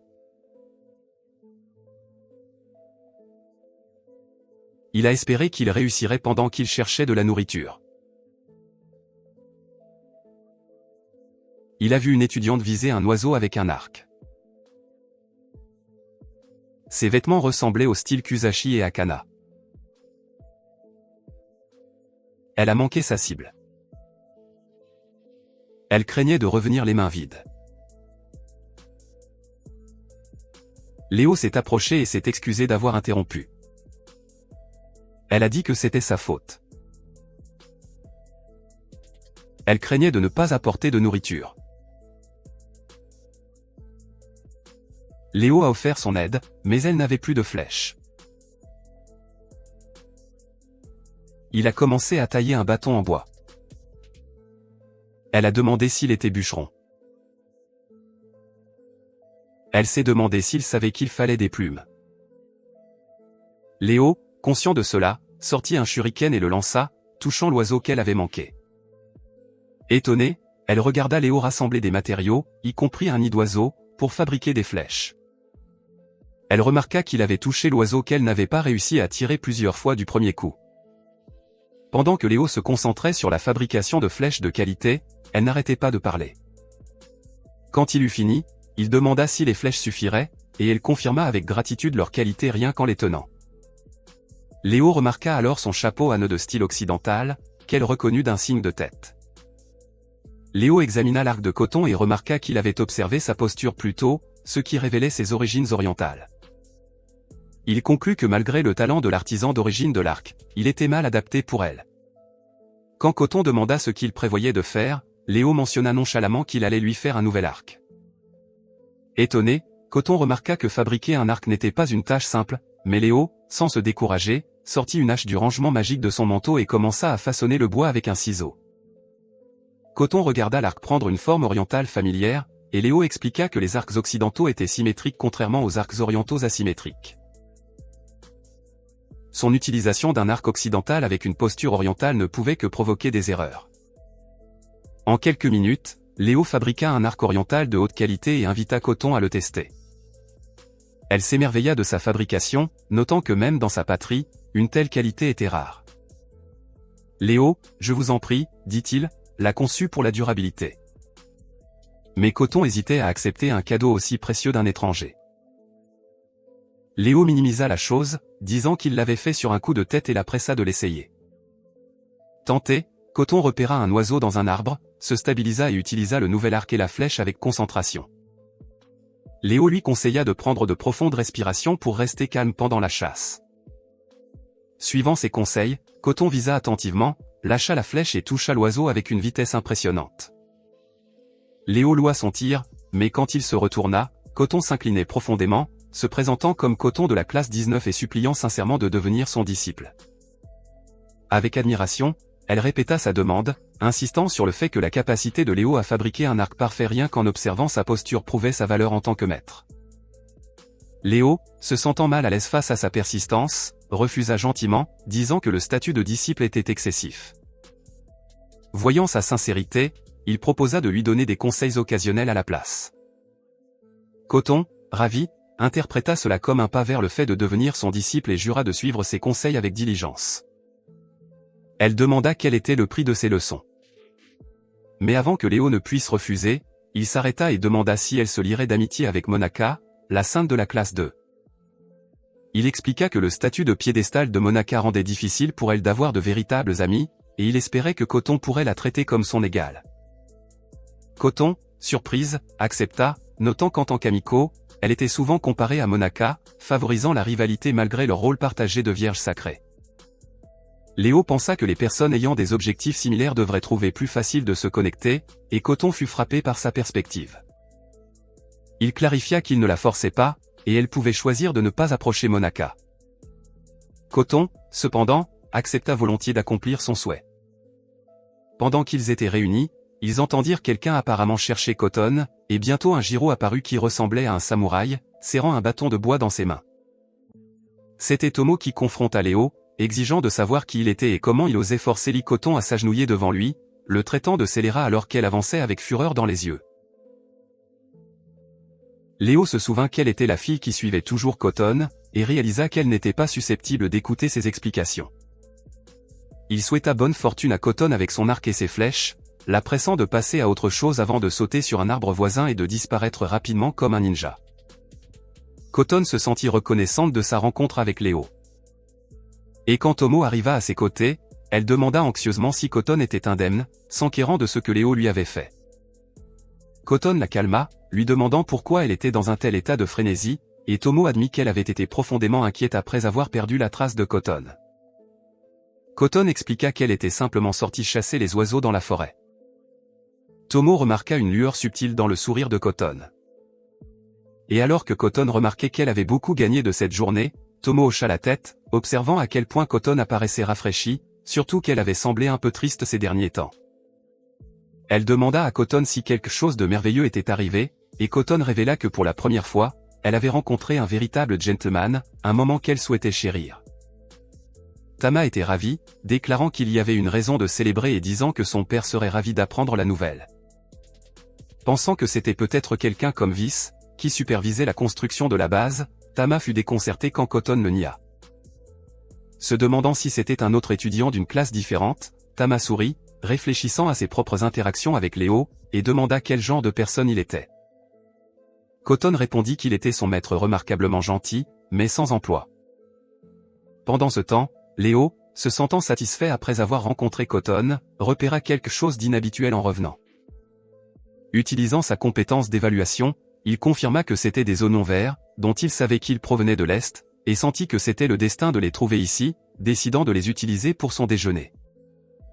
Il rassembla les oignons verts, les coupa en morceaux, les enfila sur un bâton et les mit à cuire sur un feu, se souvenant de ses jours d'aide dans un pub où il apprit que ce plat n'était pas uniquement destiné à être associé à des boissons.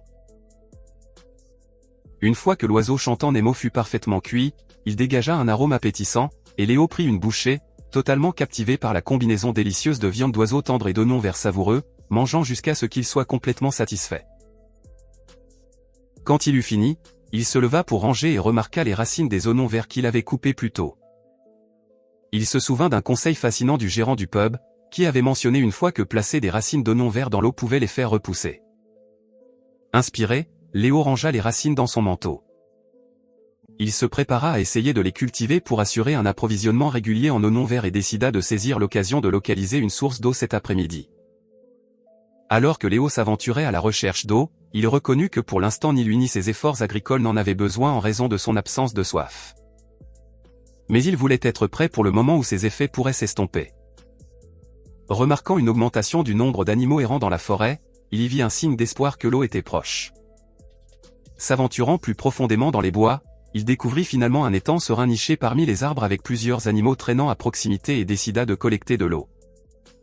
Cependant, il réalisa qu'il avait oublié d'apporter un récipient pour contenir l'eau, le laissant contempler ce qu'il devait faire ensuite. Alors que Léo se tenait là, il entendit soudain quelqu'un crier, l'appelant un nom sale, et remarqua 3 gars d'allure rude de la classe 15 approcher, dont l'un l'avertit de se tenir à l'écart de cette zone.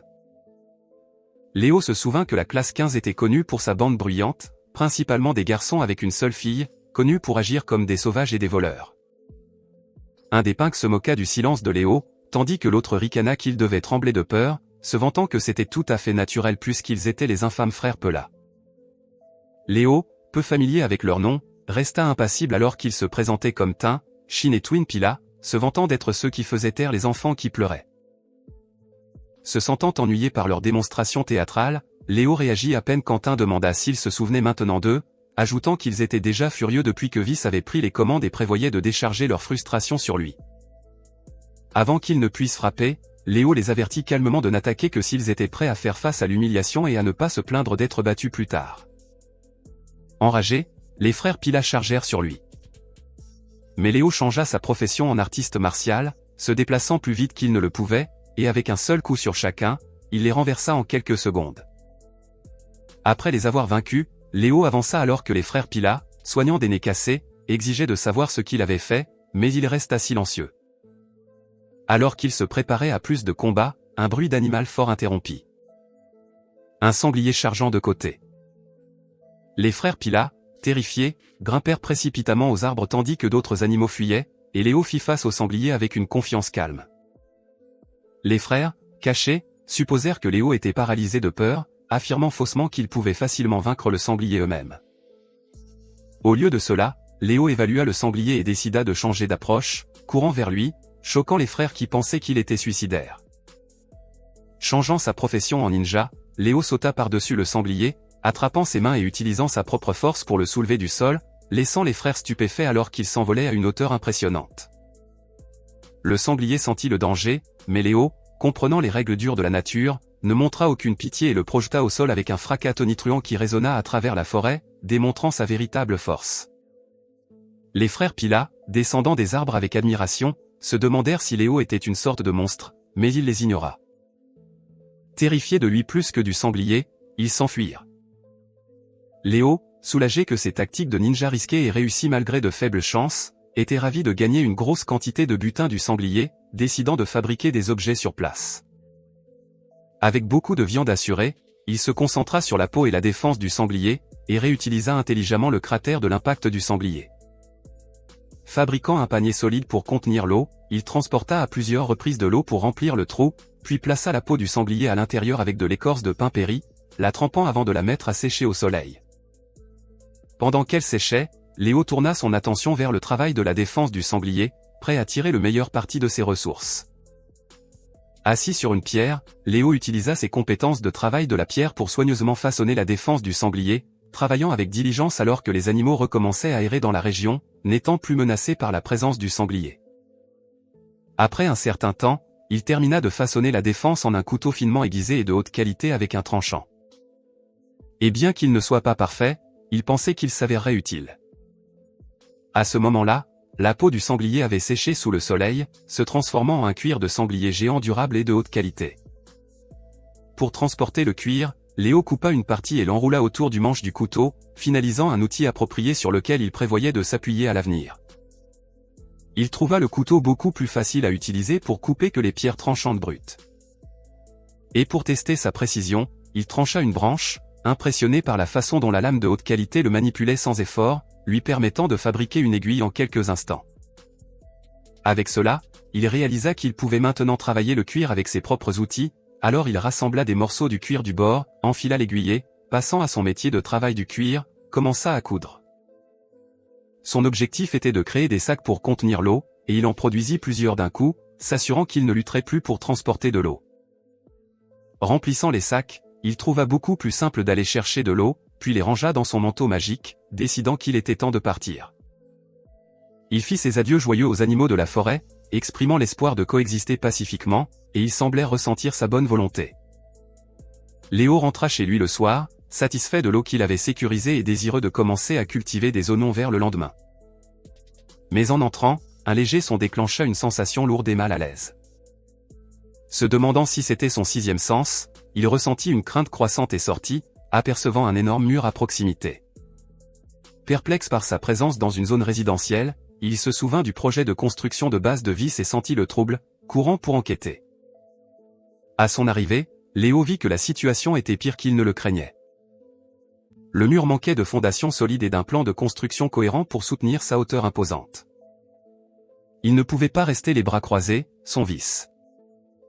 Non loin, des instructions arbitraires étaient données aux étudiants, croyant à tort que tout se passait bien. Léo confronta Vice, voulant savoir ce qu'il faisait et pourquoi il avait construit un mur si massif avant les maisons. Vice affirma avec arrogance que Léo était simplement impressionné par ses réalisations, se vantant qu'en tant que sage, construire ce mur était aussi facile que de se brosser les dents.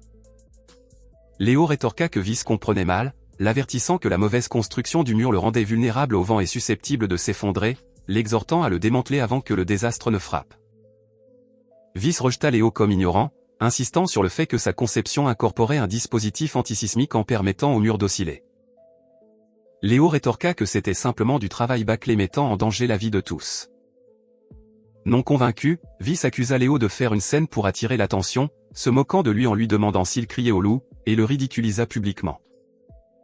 Léo, profondément inquiet, savait que si cela continuait, une catastrophe était inévitable. Léo se demanda comment assurer la sécurité de tous alors que Vice le narguait, lui demandant si ses moqueries étaient justifiées. Et bien que Léo ait été tenté de s'en prendre à cet idiot, il savait que ce n'était pas le moment car sa priorité était de protéger Minaka et les autres. Au même moment, Koton et Minaka discutaient de Léo, Minaka racontant comment il était devenu son mentor dans le cours de travail du cuir, ce qui surprit Koton, qui n'avait pas réalisé que Léo était également doué dans ce métier, et en repensant à son arc, elle sentait qu'il pouvait tout créer. Minaka admit qu'il était réconfortant d'avoir quelqu'un avec qui discuter de Léo, mais leur conversation fut interrompue lorsque la personne qui parlait avec Léo les appela, révélant qu'il tirait une charrette chargée de bûches. Léo dit qu'il cherchait Minaka, et quand elle demanda comment Koton était devenu sa disciple, elle exprima avec empressement son désir de l'être aussi. Léo, perplexe, demanda ce qu'elle voulait dire, et Koton rassura Menaka que tout allait bien, expliquant que d'après l'histoire du cours de travail du cuir, Menaka avait reçu les conseils de Léo en premier, faisant d'elle comme une sœur aînée. Léo numéro 1, tandis que Koton était numéro 2. Manaka rougit, troublée d'être appelée la première disciple de Léo, mais Léo revint à l'urgence, disant que ce n'était pas le moment de bavarder. Expliqua qu'il prévoyait de construire une clôture autour de la maison de Minaka en raison de ses inquiétudes concernant le mur instable de Vice, avertissant que son effondrement pourrait dévaster les maisons voisines, mais une clôture pourrait limiter les dégâts à cette zone.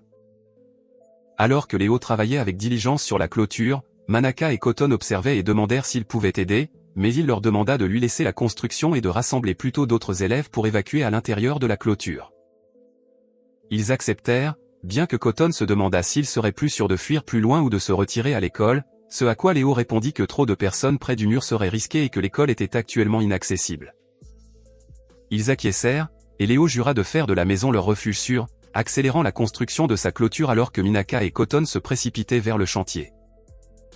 Là, ils exhortèrent tout le monde à écouter, relayant l'avertissement de Léo que le mur risquait de s'effondrer et les exhortant à évacuer immédiatement vers la maison de Minoka. Koton fit écho à l'alerte. Mais alors que certains élèves prenaient au sérieux les cris de Minoka, beaucoup se moquèrent en entendant le nom de Léo, soupçonnant que la racaille complotait et irritait qu'il ait impliqué Koton. Agero cria en retour, refusant d'écouter un idiot sans emploi, insistant sur le fait que le grand mur de Vice était indestructible, et certains garçons accusèrent Léo de tromper Monaka et Koton. Manaka hésita, mais Koton l'encouragea à ne pas abandonner, suggérant qu'il continue à crier jusqu'au dernier moment. À inspiré, Manaka la rejoignit pour redoubler d'efforts, reflétant la détermination de Léo. La nouvelle de leur annonce parvint à Vice, qui rit, se moquant de l'audace de Léo pour avoir impliqué Manaka et Koton, le qualifiant de déchet sans emploi avec une pensée confuse. Et lui et son équipe gloussèrent tout en continuant leur construction de murs défectueuses. De retour à la maison de Manaka, un groupe d'élèves s'était rassemblé, et Minaka et Koton rapportèrent qu'ils n'avaient réussi à convaincre que les élèves de la classe 2 de Minaka, de la classe 19 de Koton et de la classe 6 d'Ami. Ils s'excusèrent de ne pas avoir persuadé Moore, mais Léa les rassura qu'ils avaient fait de leur mieux, prenant lui-même le blâme car la méfiance des élèves à son égard était le problème. Minaka se sentit rassurée par les paroles de Léo, et il l'exhorta, elle et les autres, à se dépêcher d'entrer pour se mettre en sécurité. Juste à ce moment-là, Nashuko appela Léo, exigeant de savoir si le mur risquait vraiment de s'effondrer. Léo s'adressa calmement à elle et à Shinobu, admettant qu'il n'était pas entièrement certain mais qu'il était très confiant qu'il tomberait. Expliquant que le danger était réel, Nashiko répliqua, l'accusant d'exploiter Monaka pour une simple intuition, ce à quoi Léo répondit qu'agir pour éviter les regrets n'était jamais mauvais, soulignant le danger évident posé par le mur et son souci sincère pour la sécurité de tous, demandant si cela posait problème. Nashuko, incapable de le réfuter, accepta à contre-cœur de suivre son plan, mais l'avertit que s'il se trompait, son respect pour lui chuterait à celui d'un os de cheval sans valeur. Sur ce, Noshiko et Shinobu partirent, et Léo espéra que ses craintes étaient infondées, bien qu'il sentait que ce n'était pas le cas. Alors que la nuit tombait, il remarqua que le vent se renforçait, priant silencieusement pour que le mur tienne un peu plus longtemps, mais l'atmosphère changea brusquement, le prenant au dépourvu avec un changement environnemental inattendu. Regardant par la fenêtre, Léo avertit Manaka et Koton que l'effondrement était imminent. À ce moment-là, un élève sur le chantier de construction entendit une fissure dans un pilier en bois et alerta Viz qui leva les yeux juste au moment où le support principal du mur céda, en voyant des bûches dégringoler.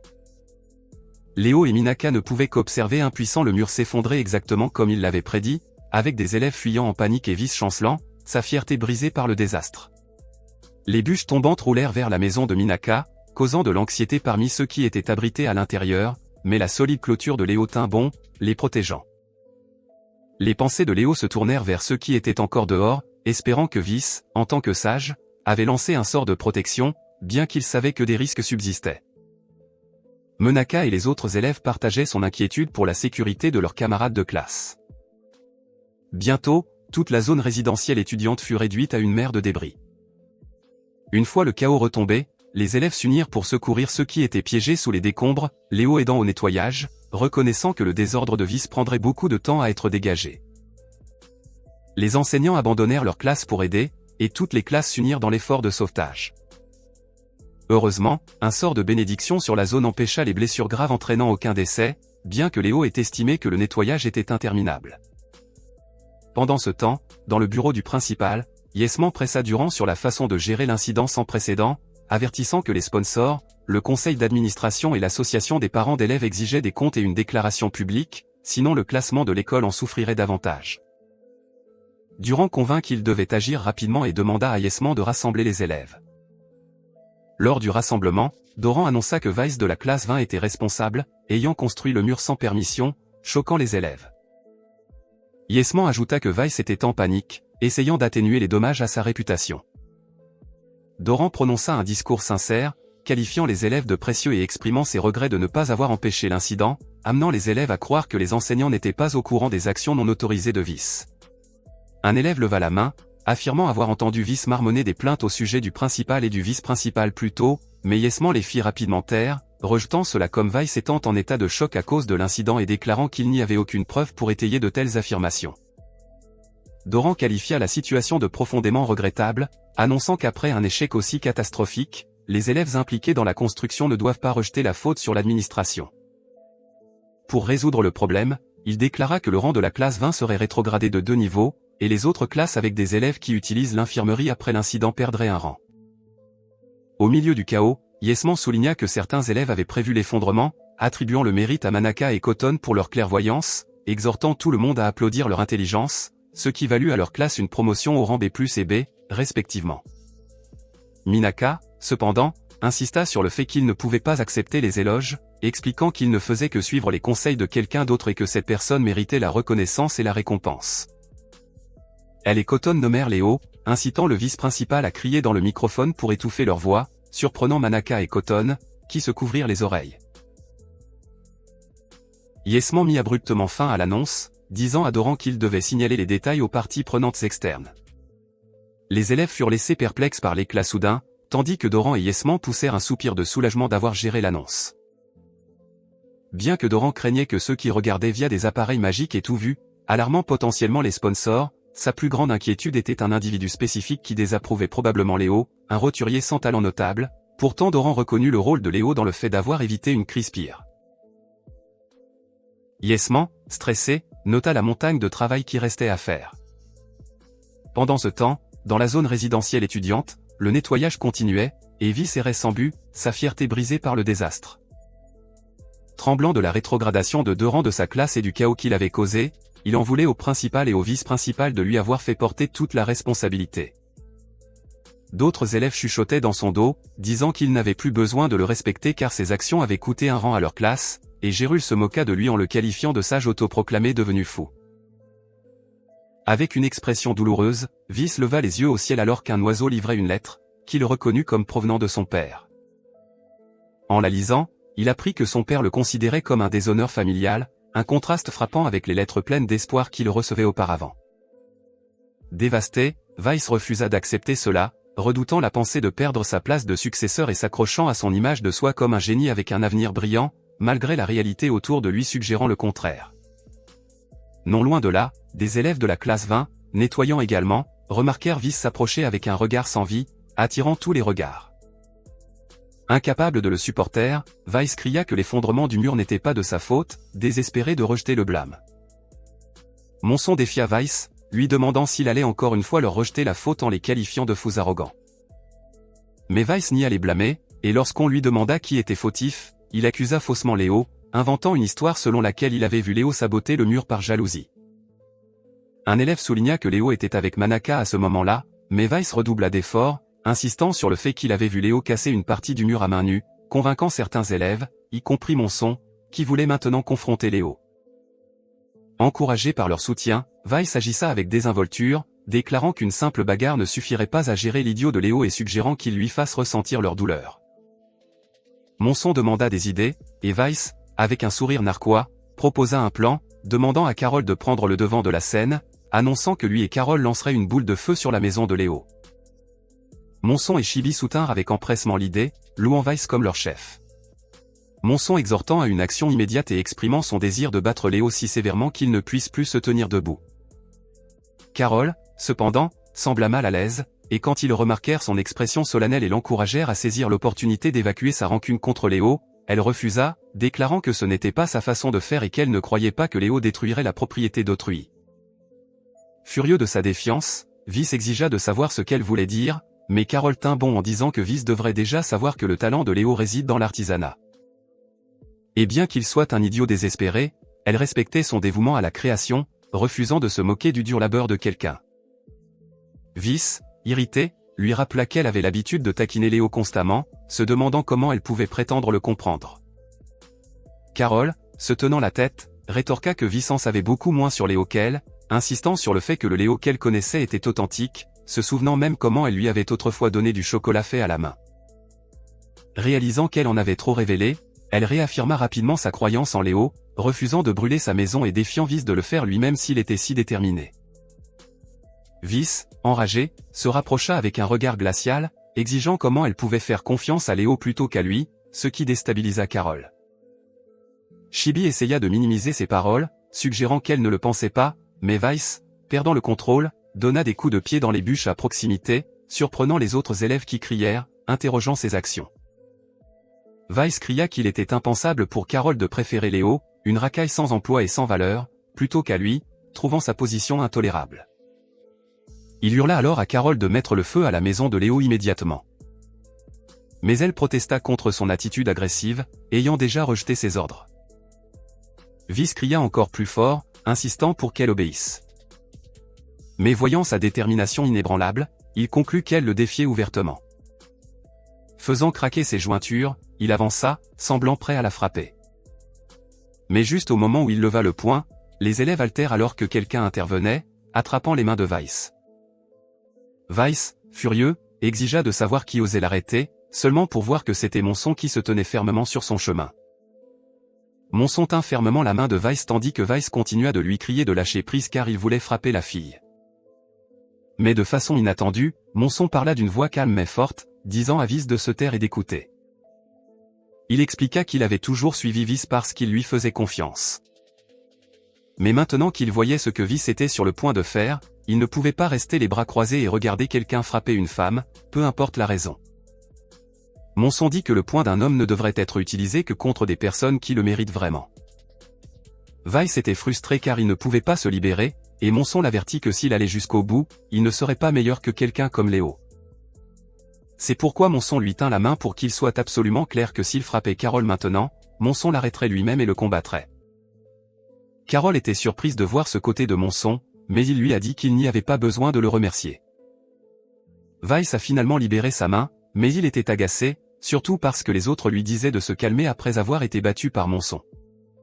Il détestait être comparé à Léo et a déclaré qu'il était un sage qui méritait l'attention de tous. Les étudiants étaient choqués, se demandant ce qui était arrivé à Vice alors qu'il levait les mains et rappelait à tous qu'il avait le pouvoir de distribuer des troublis. Il a activé un cercle magique et a commencé à chanter, déterminé à donner une leçon aux étudiants. Les étudiants étaient terrifiés, demandant pourquoi Weiss utilisait un sort aussi puissant sur eux, l'avertissant que cela pourrait nuire à tout le monde. Mais Weiss a insisté sur le fait que tout allait bien, disant qu'il devait de toute façon dégager les débris, donc c'était le moyen idéal.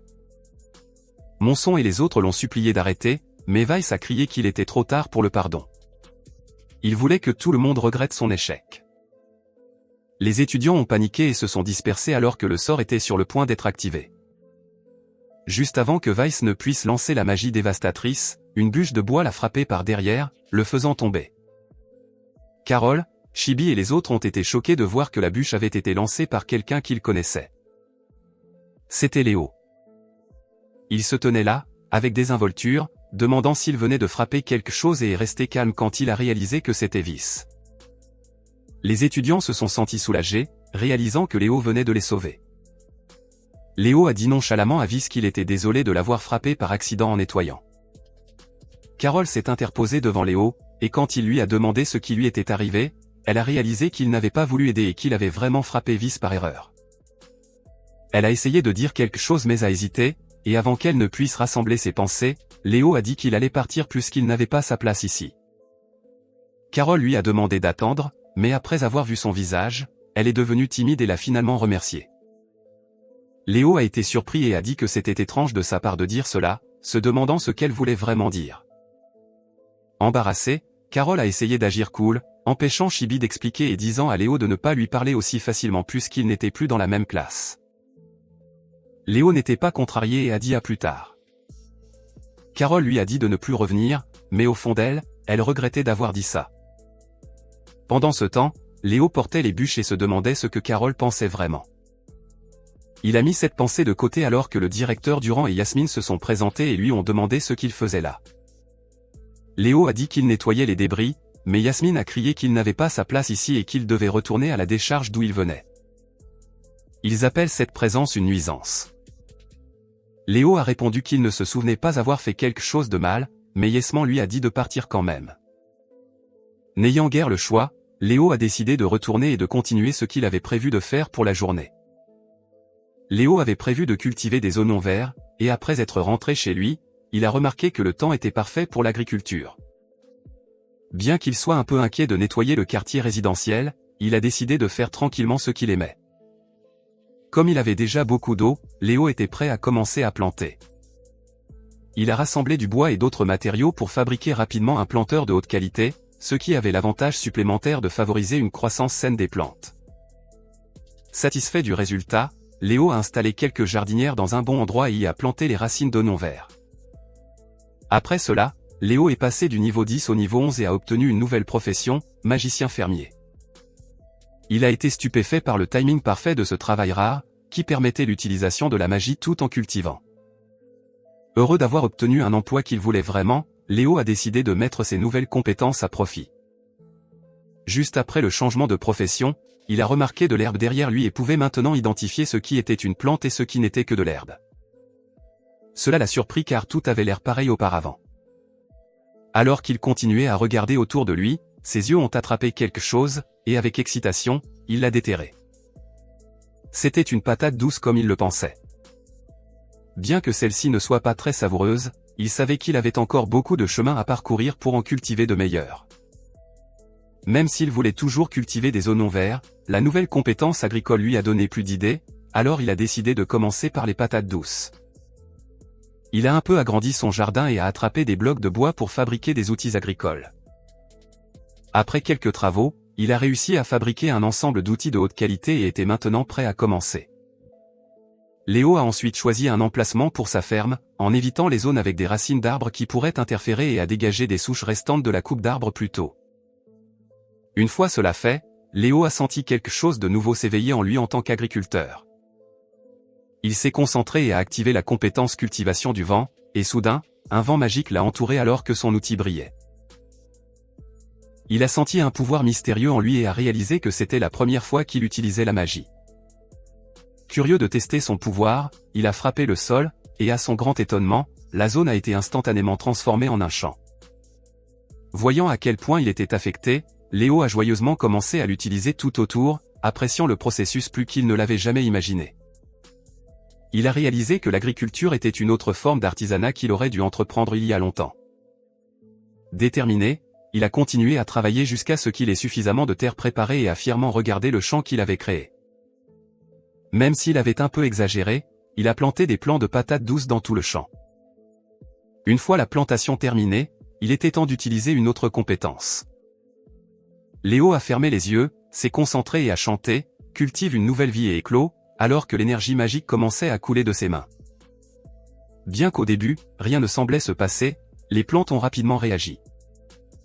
Les vignes ont commencé à se répandre sauvagement, même au-delà du champ. Léo a été stupéfait de les voir grandir si vigoureusement. En peu de temps, les vignes ont tout recouvert, et alors qu'elles atteignaient leur pleine croissance, Léo se tenait émerveillé, entouré d'un champ florissant de patates douces. Bien qu'il se sente épuisé par l'utilisation de la magie, il était ravi par la belle scène verte autour de lui.